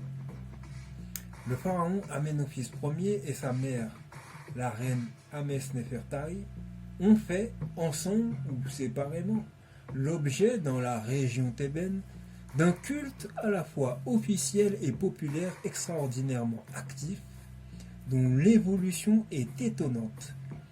Il ne commence qu'un siècle environ après leur décès, à la 19e dynastie, et se poursuit pendant environ 4 siècles jusqu'à la fin de la 21e dynastie, avant de disparaître totalement.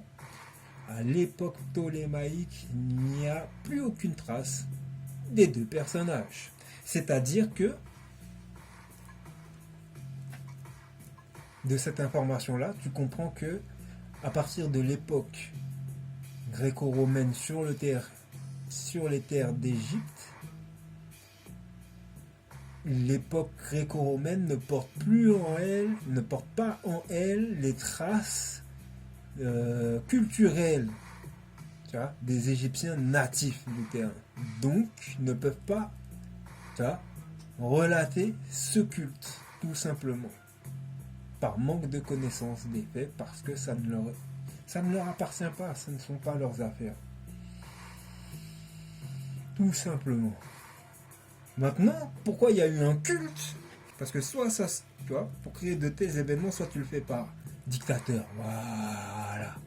Soit tu le fais à la dictateur, comme dans certains pays que tu connais où bon, les gens n'ont pas trop, tu vois, n'ont pas trop le droit de parler mal du gouverneur, du roi ou du président, tu vois. Sinon, ta vie, elle est en jeu. Ou soit tu le fais d'une manière où tu n'as absolument rien provoqué autre que une justice. Mais cette justice, ou ce fait miraculeux va amener, tu vois, le peuple à réagir à ce que naturellement ils vont rendre un culte, comme on te dit, afin de se souvenir avec les temps qui passent de l'événement, tout simplement. À toi de faire ton interprétation selon ce que je t'ai dit de ce qui s'est passé et tu vois, c'est lequel là. C'est pour ça que ça dure longtemps. Si jamais c'est, tu vois, pour te donner un contre-exemple, si jamais c'est le contraire, que ça a été forcé, comme au temps de Ramsès II, hein, le 2 là, eh ben je peux te jurer que même si il a laissé des traces douloureuses, et même s'il a laissé des œuvres magnifiques, eh ben tout ça là, ça passe à la destruction. Ah bah oui. Et le souvenir, il passe, mais aussi, tu vois ce que je veux dire, fatalement quoi. Si, d'une manière à ce qu'il n'y a pas de réjouissance en fait, tu comprends? On veut même plus se souvenir de ce temps, on ne veut pas le réanimer. Voilà, exactement. C'est pour ça, des fois, il y a des zones où on te dit, dans l'histoire égyptienne, c'est passé à l'oubli. On raye certains rêves qui ont été effectués en Égypte, qui ont provoqué des désastres. On prévient de cette manière-là les générations qu'il y a eu des faits, tu vois, qui ont été catastrophiques pour l'esprit même des peuples sur les lieux. Donc bref, on continue. Le culte d'Amenhotep Ier, il a duré 2000 ans. C'est pour ça que si on doit commencer à te dire, si on parle de Moïse sur un culte qui lui était rendu, c'est déjà lié à ce personnage-là. Pour que ça en revienne jusque dans les Écritures, il faut comprendre. Donc le roi Amenhotep Ier, roi Amenhotep Ier, Djeser Kara, le cas de Ra est puissant. Amenhotep signifie amener satisfait, et le second roi de la 18e dynastie. Fils d'Amosis et de la reine Amenefertari, petit-fils de la reine Amenhotep Ier. Son règne de presque 21 ans s'échelonne selon les auteurs entre 1483 et 1528 et 1504 à 1550 avant Jésus-Christ. Les événements historiques du règne sont assez mal connus. Ah, tu m'étonnes. Globalement, le nouveau souverain a poursuivi la politique de son père, dont il a permis étendu l'héritage, notamment en terminant la remise en ordre du delta après que les envahisseurs Hyksos en eurent été expulsés et en envoyant des expéditions en Nubie et peut-être en Asie. C'est comme ça qu'on te résume la chose, tu vois. Tu comprends? Son père, on t'a dit, c'est Amosis. T'en rappelles? Première histoire là que j'ai racontée. Quand on parlait de Sekenanreta, on disait sous son règne semble s'organiser la résistance face à l'occupant Hyksos qui mènera bientôt sous ses deux successeurs, Ouchkepere-Kames et Amosis Ier à la guerre de libération. Donc voilà, c'est à partir de là où tu sais c'est son père, Amenhotep Ier, qui est roi jusque-là et qui comprend la situation, tu vois, du territoire. Et Amenhotep Ier en est directement informé en tant que prince, tu vois, et bientôt régent des affaires de son père. Voilà, tout simplement. C'est pour ça quand on arrive là, on t'explique sa famille, voilà, on t'a expliqué le lien et on t'a expliqué ensuite que c'est lui qui a organisé l'expulsion des Hyksos. Moi, je viens de te raconter un fait important qui est lié à cette histoire qui n'est pas relatée, tu vois, autre que dans la Bible. Bon. Ça, c'est le travail d'un sacrificateur. À la base, à la base de la base, je t'explique, ça, c'est le travail d'un souverain sacrificateur qui est en garde des affaires du peuple d'Israël. Il n'y a personne d'autre qui peut te le révéler, autre que quelqu'un qui a été, tu vois, mené, tu vois, depuis toute la congrégation sainte à devoir révéler ces choses-là. Bah oui, c'est forcément, je suis en lien avec, tu vois, connaître cette histoire-là, à ce point-là, au détail près, c'est que par l'esprit, on m'a révélé comment amener, tu vois, une bonne démarche sur la fonction de réfléchir sur ces choses, en suivant les Écritures, en écoutant les prêtres des Écritures, voilà, en te mettant vraiment dans l'affaire. Quand tu dis, tu fais un, tu vois, pour les Rastas par exemple, ils disent qu'ils font un Nazareth, faut le faire, hein, les mecs, hein. Vraiment, s'y accrocher. Et puis on te dit 7 ans, mais 7 ans c'était dans le langage où tu avais le langage hébraïque direct, donc tu comprenais toutes les révélations à travers les mots cachetés. Ça allait plus vite. Là, tu fais beaucoup d'efforts dans les traductions, donc ça a duré beaucoup plus longtemps que 7 ans. Dans le général, au parler, au physique, hein, dans ton cadre d'études, voilà, sur les Écritures.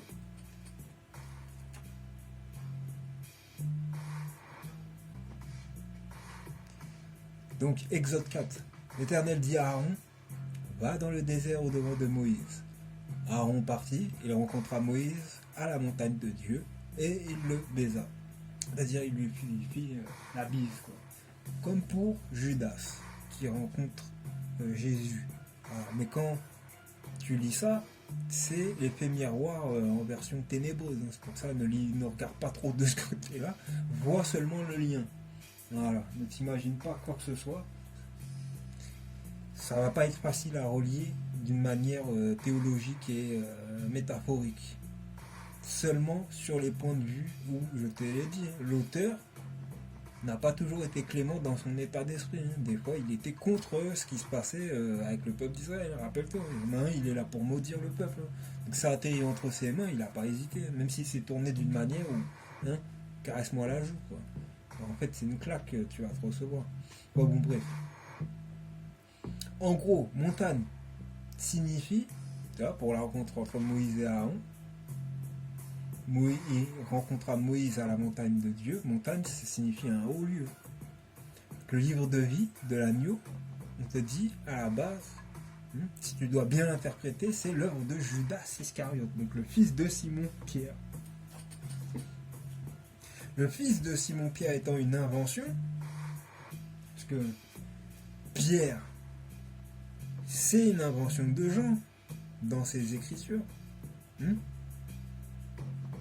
Mais oui, c'est une bêtise. C'est un bêtisier. C'est le mec qui crie dans le désert et qui dit hey, écoutez-moi. C'est ça, Jean, à la base. Pas Jean de Patmos, l'autre là. L'autre là, avec ses mains dégueulasses. C'est lui qui veut se prendre pour, tu vois, le prophète qui est décrit en Isaïe, dont tu connais pas le nom, quoi.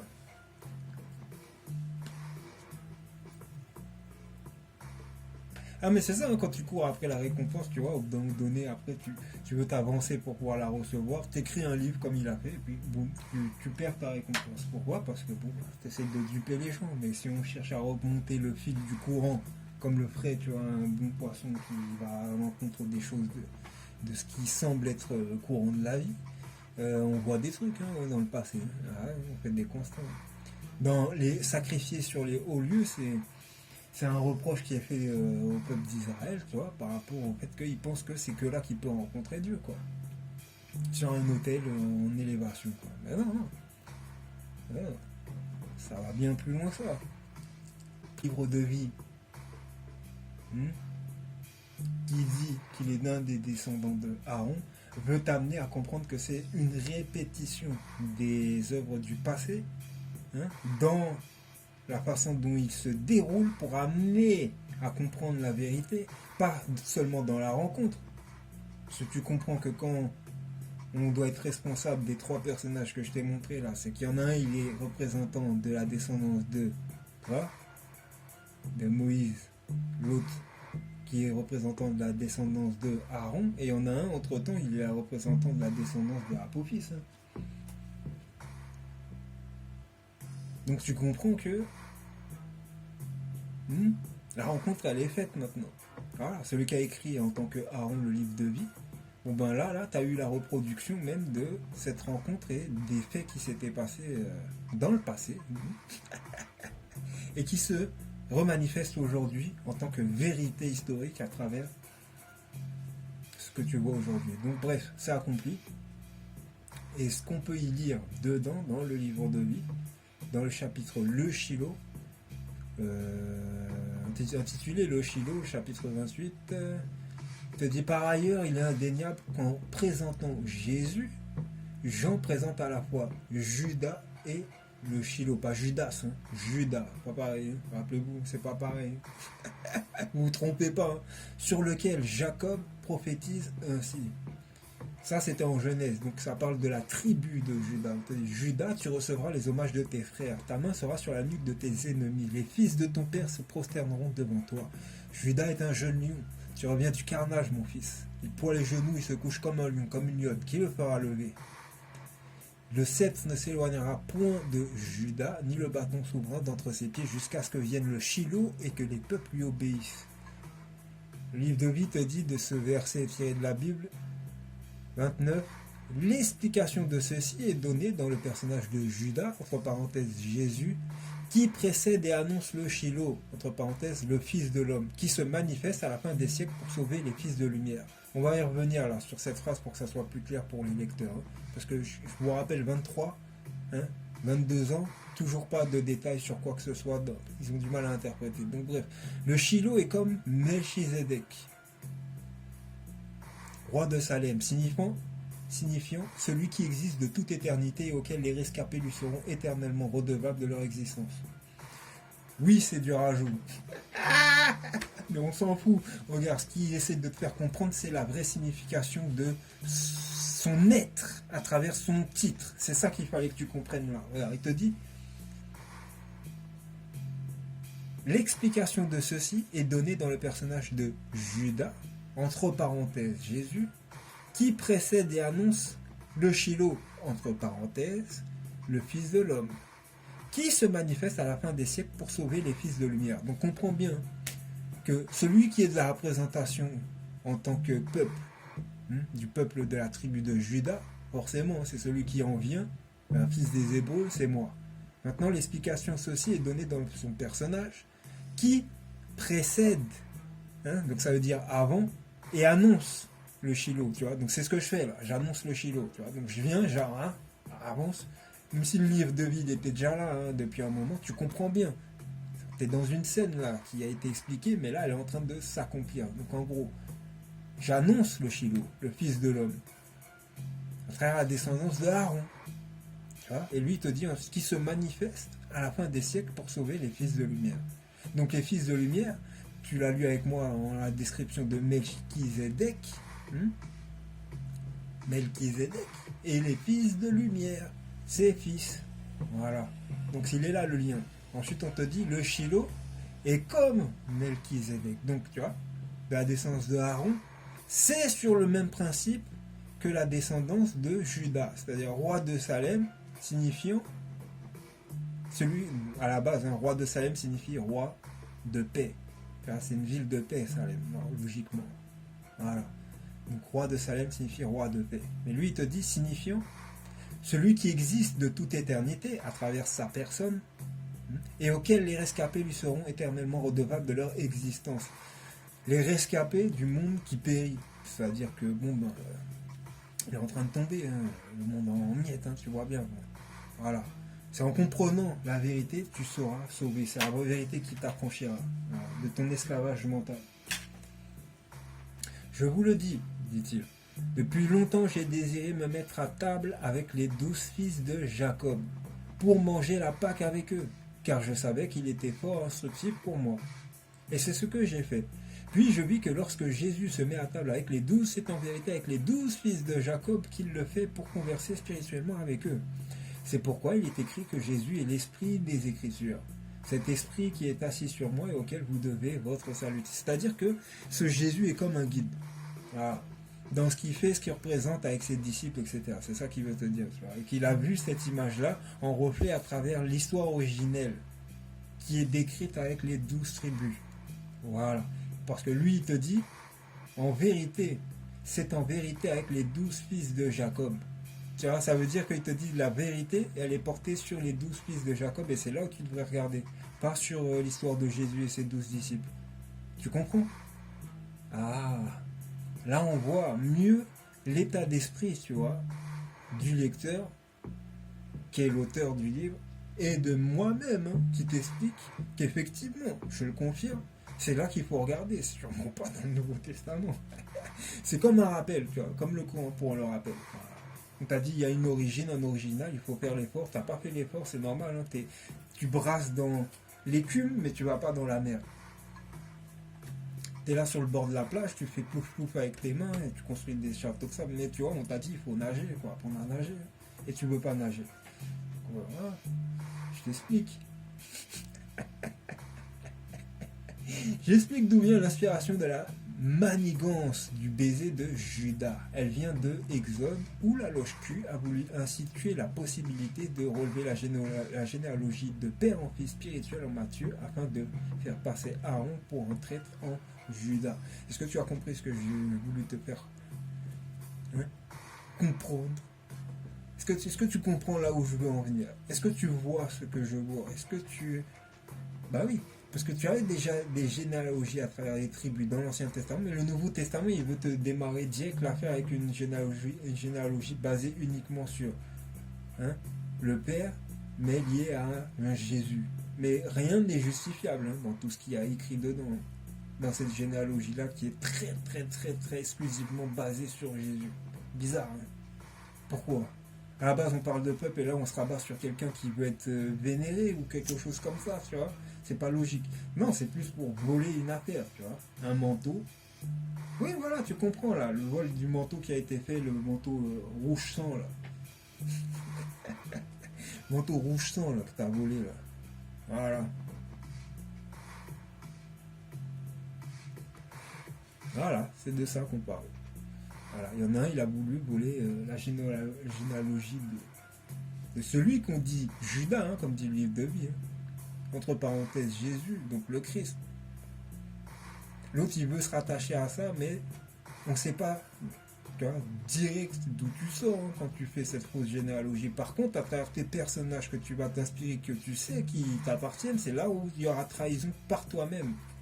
Parce que tu vas reprendre ces modèles-là de l'Ancien Testament qui te trahissent déjà en fait à la base. Et c'est comme ça qu'on te reconnaît, Paul. Jean l'Ancien avec tes grosses paluches. Mais oui, mais moi je le dis direct.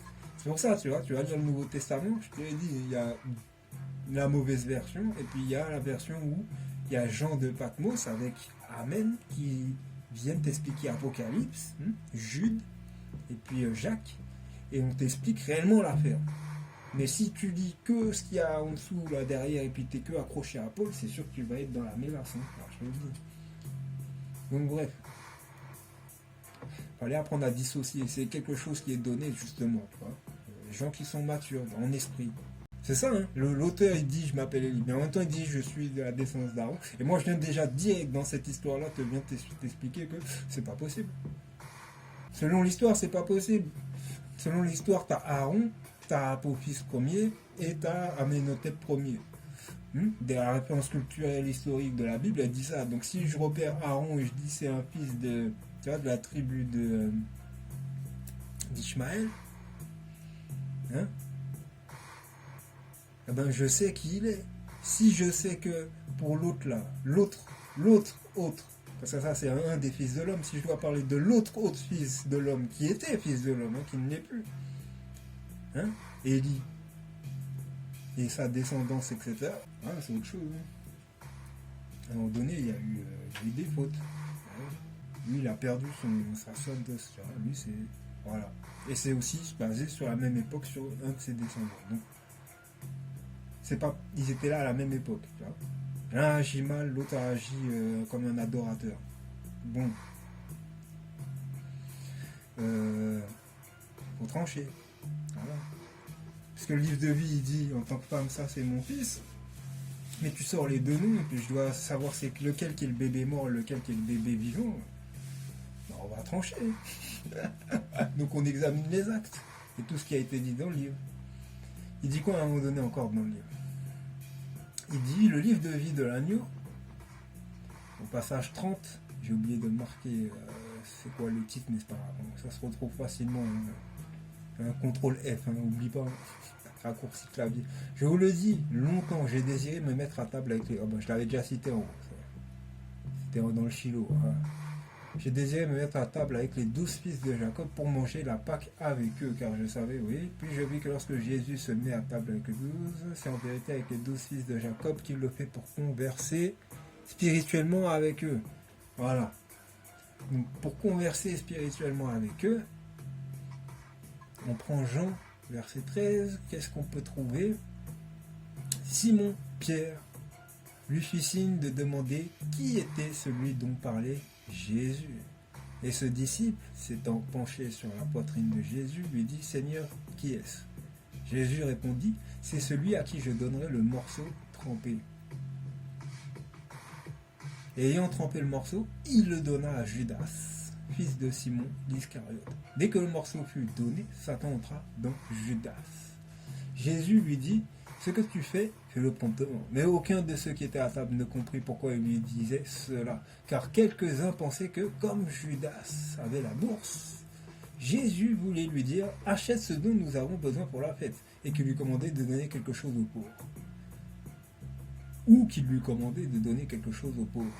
Judas, ayant pris le morceau, se hâta de sortir. Il était nuit.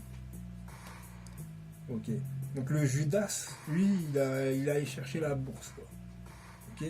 Au lieu de donner du pain aux gens, comme je fais là, tu vois, donner la bonne nourriture spirituelle, histoire que tu comprennes l'histoire, hein, qui est liée à tout ça, et que c'est pas des bêtises. Lui, c'est l'argent, quoi. L'argent, il est sur l'argent, quoi. Bon, écoute. La bourse, hein. Comme il dit, hein, la bourse, hein. Regarde bien.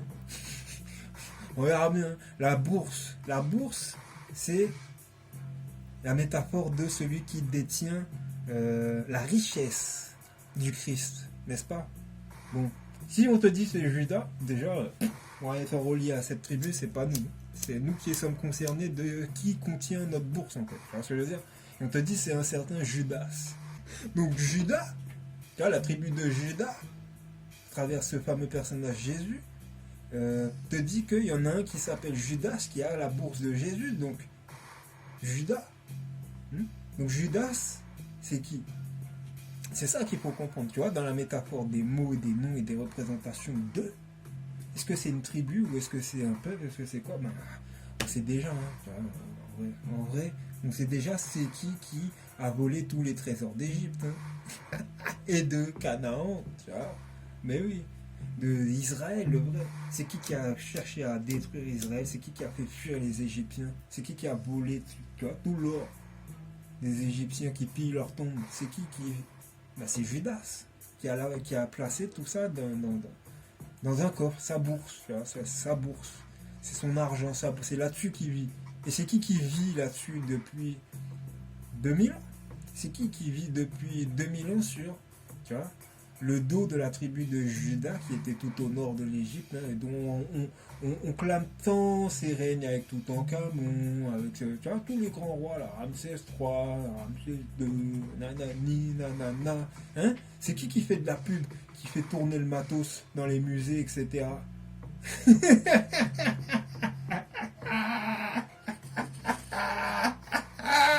T'as vu, t'as le graphique, les 12 tribus, je te replace même, tu vois, en image, sur une carte, mon gars. Ah ouais, là, direct, tu l'as en grand écran. Tu l'as, hein, ton grand écran, là, 4K gigantesque, là. Tu peux pas me dire que tu le vois pas, hein. Les mecs, ils vont me dire: ah ouais, j'ai pas vu, je suis aveugle. Non, tu vois bien, selon tout ce qui a été dit, là, où c'était les tribus et tout, t'as compris. Judas, là, la bourse, là. Mon coco, oh. Je veux vraiment que je continue à raconter, ça va être méchant. Vous expliquer tout ce que vous avez fait, comment vous l'avez fait dans l'ordre. Je crois que c'est moi qui vais réécrire l'histoire. Tu peux le faire facile, mon gars. Ah ouais, en mode comme pour un enfant de 9 ans, là, tu vas pas me dire, tu vas pas comprendre. Ça y est, c'est dit. Mais elle est catholique. Ouais. Bon, j'espère qu'elle ne sera pas 2 fois là, la même enseigne. Donc, la supercherie ayant été révélée, Jean de Patmos a écrit le 4e livre du Nouveau Testament, comme cheval de Troie. Je savais, il y avait une bêtise. Ah, ma bêtise. Boum. Oui, parce que tu as vu que l'évangile, il y a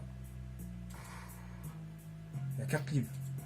4 livres. Mais en vrai, quand c'est sorti à l'époque, il n'y avait seulement que 3 livres. Ouais, au tout début, il n'y avait que 3 livres. Comment on le sait? Parce que c'est ce qui est signé de la loge Q. On te dit, c'est-à-dire la loge qui a inventé, réinventé, qui a réécrit par-dessus, en fait, le Nouveau Testament, en mettant, en imposant, tu vois, toutes ces histoires avec Jésus, quoi. Donc, Jean de Patmos a écrit le 4e livre du Nouveau Testament comme cheval de Troie pour ton équipe de bœufs mal attelés, pour cette tâche trop difficile pour ceux qui sont ennemis de l'Éternel. Ainsi, c'est dans Jean que l'on trouve la seule mention du disciple préféré de Jésus, qui fut pour moi un guide honnête. Après vérification de tous les livres, c'est Jacques le Juste qui était préparé pour parler contre toi et tes manigances, car il ne se trouve nulle part d'autre. De ce fait, machin, Pierre te revient, oui, le fils de Satan, et son fils aussi, Judas Iscariote, fils de Simon-Pierre, le magicien, alias Hermès Trismégiste. Tu vois, dans une version un peu plus contemporaine, c'est ça. Quand on t'a parlé de un certain Simon le magicien dans le Nouveau Testament, mais c'est lui. C'est une des références qui a été laissée par Paul, tu vois, pour sa descendance, pour amener à se reconnaître. Sauf que c'est moi qui reconnais la chose avant, j'avais capté, tu vois. Les usurpateurs, là. Hein. Ah bah oui, ça dure depuis longtemps. Donc ton Hermès Trismégiste du côté grec, tu oublies, là. Tu oublies. Tu t'es tiré une balle dans le pied tout seul en voulant te confondre avec tout le monde. Voilà. Donc t'as fait des relevés hein, sur tes ancêtres, t'as essayé de laisser ça dans le livre. T'inquiète, moi j'ai vu. Mais là on parle de Aaron. Hein. Donc le livre de vie, page 78, les deux témoins. Par ces paroles, te dit l'auteur, je justifie Moïse. Non, pardon. Par ces paroles, je justifie Moïse et me justifie. Quoique je n'ai point à le faire. Mais entre ces deux témoins que Dieu envoie séparément et en des temps différents sur chacune de ces terres, il est nécessaire qu'un troisième prophète se lève pour empêcher l'imposture ou la révéler. Tu vois, pour empêcher l'imposture ou la révéler. Ce troisième prophète fut Jean. Il était alors impossible que d'autres prophètes existaient sur la terre entière, car un autre n'aurait rien pu annoncer de différent que ce que Moïse a annoncé sous voile et que je viens révéler au soir du monde en tant que Emmanuel. Aussi, vous tous des sectes, sachez que dans quel milieu vous vous trouvez, avec quel esprit vous évoluez. Sortez-en et vous conserverez la vie. Restez-y et vous y périrez. Choisissez. Donc, Moïse et Aaron sont les deux témoins de l'événement de l'Apocalypse promis en tant que descendant du faux prophète. Ça sera prouvé. Donc, pendant 2000 ans, Satan a entendu une musique provenant des peuples auxquels il pouvait s'assimiler et en a suivi un plan de déstabilisation des royaumes où le Fils de Dieu avait son influence jusqu'à aujourd'hui, car sa haine grandissait. Tu vois, Apophis. Donc, devant l'ampleur du règne futur du mensonge qui prenait le pas, une alliance fut instituée entre les descendants de Aaron et de Moïse afin de combattre la menace. Tu comprends maintenant pourquoi c'est dans les écritures hébraïques, avec cette référence avec Aaron et pourquoi on en a fait un prophète de Dieu. Voilà. Parce que non seulement il s'est assimilé à la chose comme si c'est ce qu'il voulait être, mais en plus finalement c'est ce qu'il est devenu. Donc tu vois, son vœu il a été exaucé. Dans quelles conditions? Il a fallu qu'il souffre un peu quand même, tu vois ce que je veux dire, de l'ignominie de sa faute jusqu'à ce que son rêve, on peut dire, puisse se réaliser. C'est une justice de Dieu qui s'applique, puis ensuite une rectification due à le pardon. Tu vois, le fait que il y a eu confession, le fait que, tu vois, il y a toutes ces choses-là. Voilà. Donc après, il y a alliance. Si tu espères bien ne pas retourner dans une voie mauvaise, mais que tu veux évoluer réellement et sincèrement vers la voie de la vérité et la justice, la maths, ben c'est ce qu'il a choisi, hein, Aaron. Donc c'est ce qu'il est devenu. Il faut arriver à un certain niveau, comme il a dit, de la montagne. Comment tu l'as grimpé, comment tu es allé à une certaine hauteur pour pouvoir voir la même chose que lui et pouvoir comparer les choses comme il le fait pour savoir où est-ce qu'il en était dans son niveau tu vois, de parler, d'expliquer, etc. Tout ça, je te dis, il y a un côté psychologique. Donc on continue. On va sur les détails. Voilà. Qui vont rallier David et Salomon, Salomon, David, tu vois.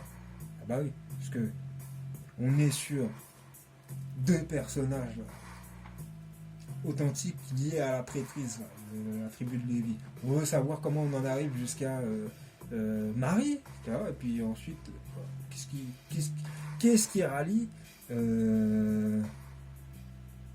comme ils disent les Ashkénazis en ce moment là, comme ils disent Ben David ou Ben Yosef, tu vois.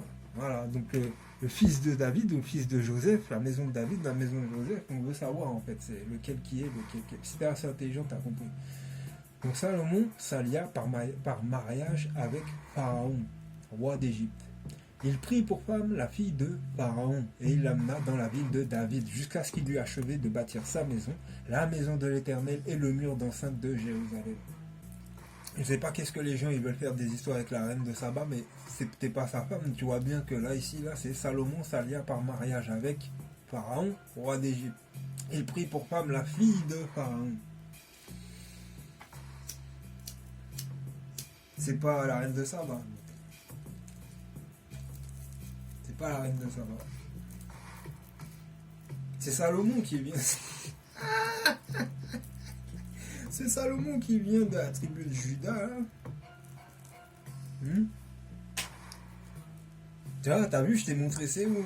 Bon, c'est Salomon qui vient de la tribu de Juda qui s'allie à l'Égypte. Il y a la fille de Pharaon. Par mariage. Je te dis par mariage. Par mariage.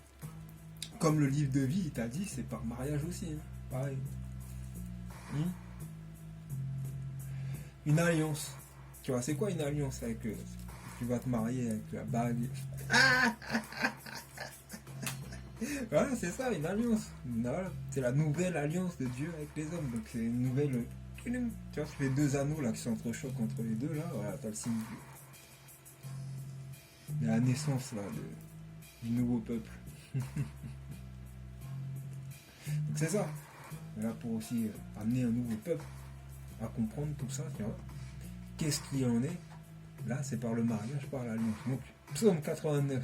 Je ne violerai point mon alliance et je ne changerai pas ce qui est sorti de mes lèvres. J'ai juré une fois par ma sainteté. Mentirai-je à David? Sa postérité subsistera toujours. Son trône sera devant moi comme le soleil. Donc, c'est lié au bouclier, là. Voilà. Comme le soleil, le bouclier. Pas l'étoile de David, mais si tu veux en faire une étoile de David aujourd'hui, lui-même David t'a dit, bon, vas-y, je te donne mon étoile, quoi. Mais qui c'est qui parlait à ce moment-là? C'est Élie ou David, on verra, parce que cette étoile, elle a été aussi malmenée, dans le sens de l'étoile. Ouais. Mais je pense pas que c'est celle-là qui parlait. Moi, je te le dis. Ça, c'est un bouclier. Psaume 60, verset 7. À moi, Galad, à moi, Manassé, Éphraïm est le rempart de ma tête, et Juda est mon sceptre. Donc ça, c'est l'Éternel à travers le Saint d'Israël qui parle. Juda est le sceptre de l'Éternel, Éphraïm est le rempart de sa tête, et Galad et Manassé sont à lui. Donc, Genèse 49, Juda est un jeune lion. Il revient du carnage, mon fils, il ploie les genoux, il se couche comme un lion, comme une lionne qui le fera lever. Le sceptre ne s'éloignera point de Juda, ni le bâton souverain d'entre ses pieds, jusqu'à ce que vienne le Shiloh et que les peuples lui obéissent. Le sceptre de la maison de Juda, tu as la maison, tu as le sceptre, tu as une représentation iconographique, visuelle, de ce que l'Éthiopie porte comme, à un moment donné, je crois, étendard représentatif des filles de Juda, en vérité. Dans les histoires réelles, quand tu étudies l'hébraïque, il a eu 3 filles à laquelle il a donné 3 lacets, 3 rubans si tu veux. Mais c'est pas Judas lui-même, c'était dans la descendance même de je sais plus. L'histoire est un peu ancienne dans ma tête. Si je la relisais là, on en refait le tour. Mais c'est un détail qui est venu, qui peut être ajouté, je l'ajouterai plus tard. En fait. Voilà. On a assez de détails déjà visuels là pour comprendre qu'on a un lion avec un sceptre dans les mains qui est lié donc sur la zone géographique de la même ligne géographique que l'Égypte hein, quand tu descends le Nil. Voilà. Donc ça arrive jusque en Abyssinie et l'Abyssinie étant une des terres anciennes, voilà, liée à Juda aussi. C'est l'une des terres les plus anciennes qu'on a voulu laisser vierge comme on l'a trouvé à l'époque où on est parti, tout simplement. Afin qu'elle reste sainte. Voilà. Donc la suite c'est le peuple ne sacrifiait que sur les hauts lieux, car jusqu'à cette époque il n'avait point été bâti de maison au nom de l'Éternel. Le peuple ne sacrifiait que sur les hauts lieux, car jusqu'à cette époque il n'avait point été bâti de maison au nom de l'Éternel. Haut lieu égale le livre de vie de l'agneau. Parce que depuis cette période-là, effectivement, le peuple qu'on cherche à bâtir une maison au nom de l'Éternel, depuis tout ce temps-là, jusque-là, on te parle du royaume de Dieu qui va intervenir, qui est là, tout prêt, tout préparé déjà. On te dit, le peuple ne sacrifie que sur les hauts lieux. Les hauts lieux, tu te rappelles, je te l'ai dit, ta tête, ton crâne, là, c'est comme si tu étais dans le ciel aussi. Donc, quand tu lis un livre, tu fais aussi un sacrifice dans les hauts lieux. Tu as une image, si on peut dire, exagérée de la chose. Mais c'est ça, c'est ce que le livre de vie, il t'a fait.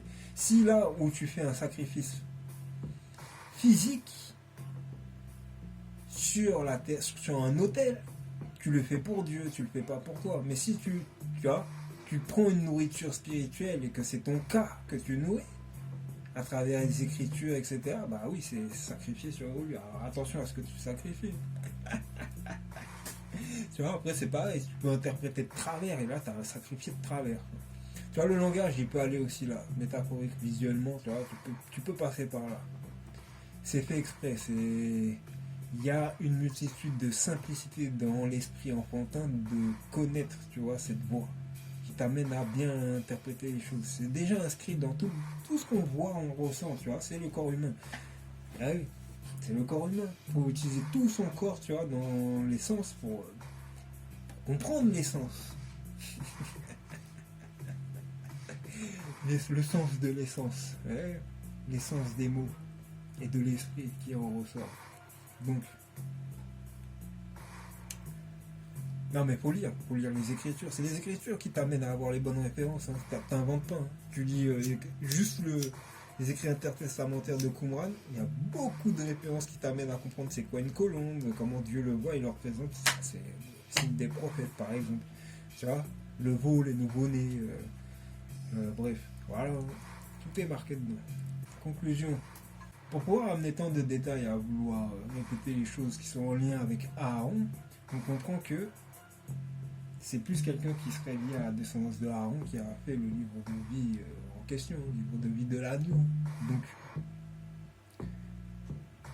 même s'il fait parler le serpent, c'est-à-dire Élie, c'est quand même un descendant direct de Aaron. C'est Aaron qui l'a écrit et en vue de faire ressurgir le passé du serpent afin que Emmanuel puisse l'identifier. Il fait partie des prêtres de l'Alliance. Du coup, Sekhmet a suivi sa trace. Ah oui, quand je te parlais de tombeau, on a eu la représentation d'Apophis dans un tombeau. Donc on y est. On a trouvé l'origine même, Apophis 7. Apophis 7. Et un type qui s'appelle Apophis 7. Dans l'ancienne Égypte, Apophis est, dans l'imagination égyptienne, un serpent maléfique. On a un homme qui vient qui vient des Hyksos, là, le peuple des Hittites, qui s'est appelé Apophis Ier. C'est ça la réalité. On l'a représenté en Égypte comme un serpent, comme il voulait. C'est ça la réalité.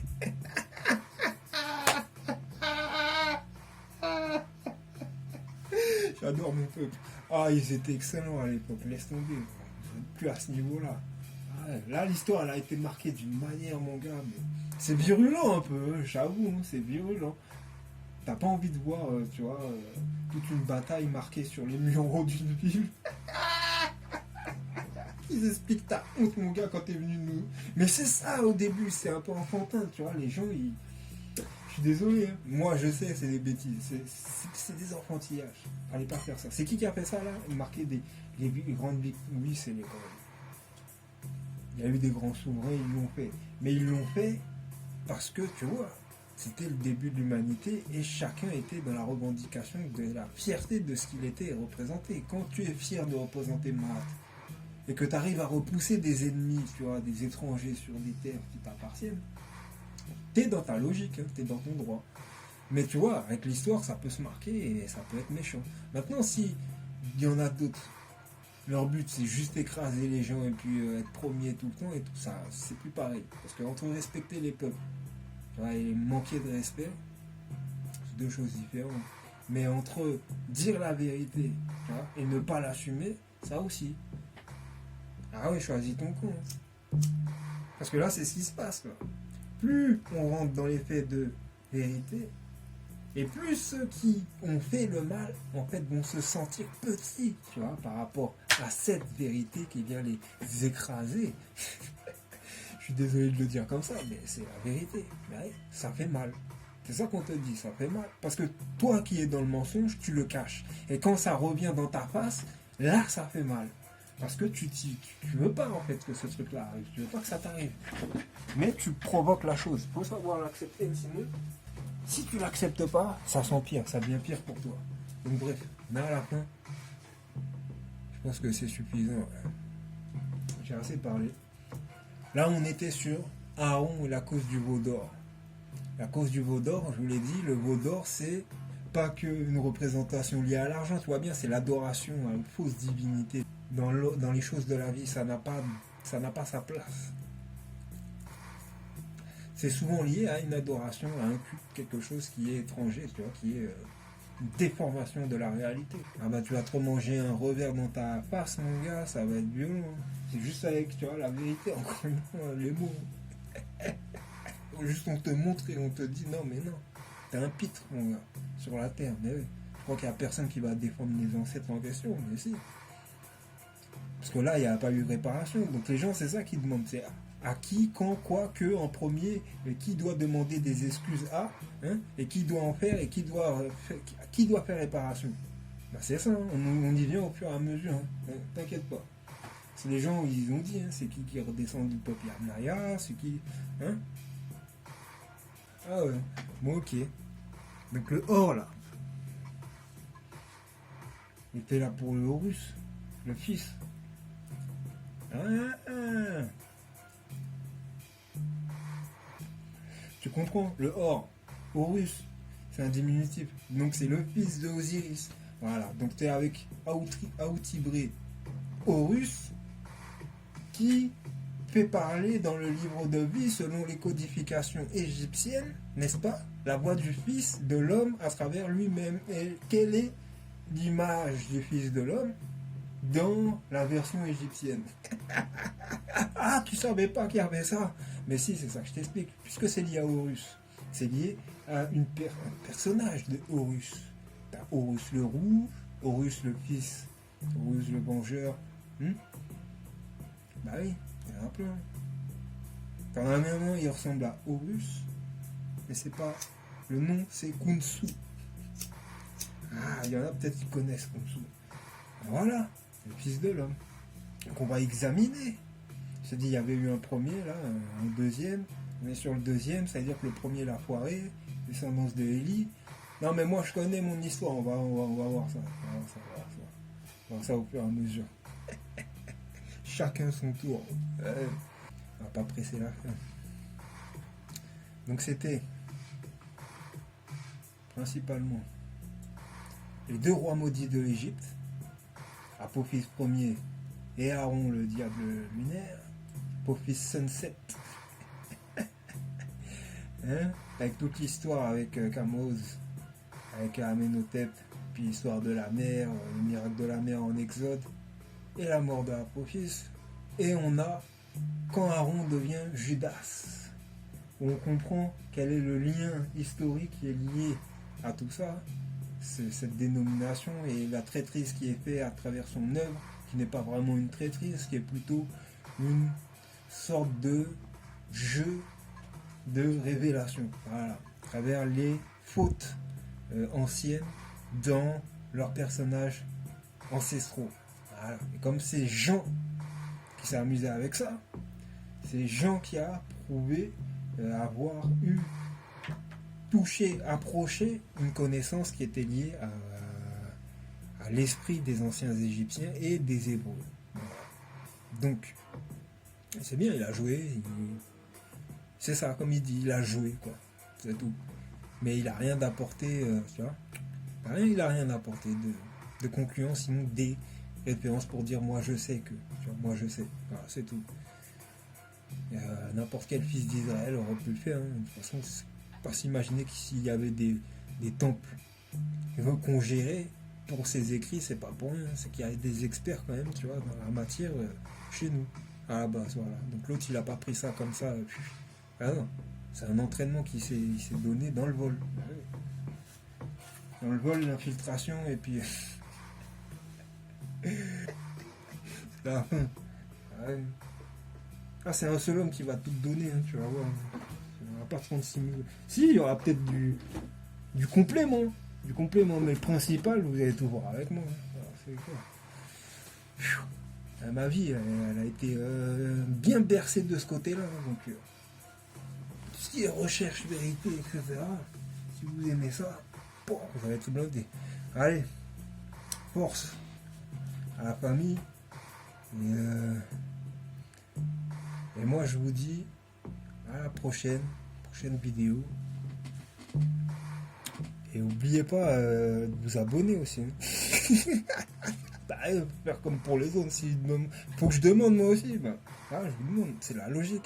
Faut les suivre correctement. Toutes les vidéos qui vont arriver, faut vous abonner. Hein. Bah, c'est la logique. Hein. Ouais. Après, tu verras dans ton petit icône en haut là, à droite, ça va être rouge ou je sais pas quoi là, ça va t'indiquer que bon, logiquement il y a une nouvelle vidéo.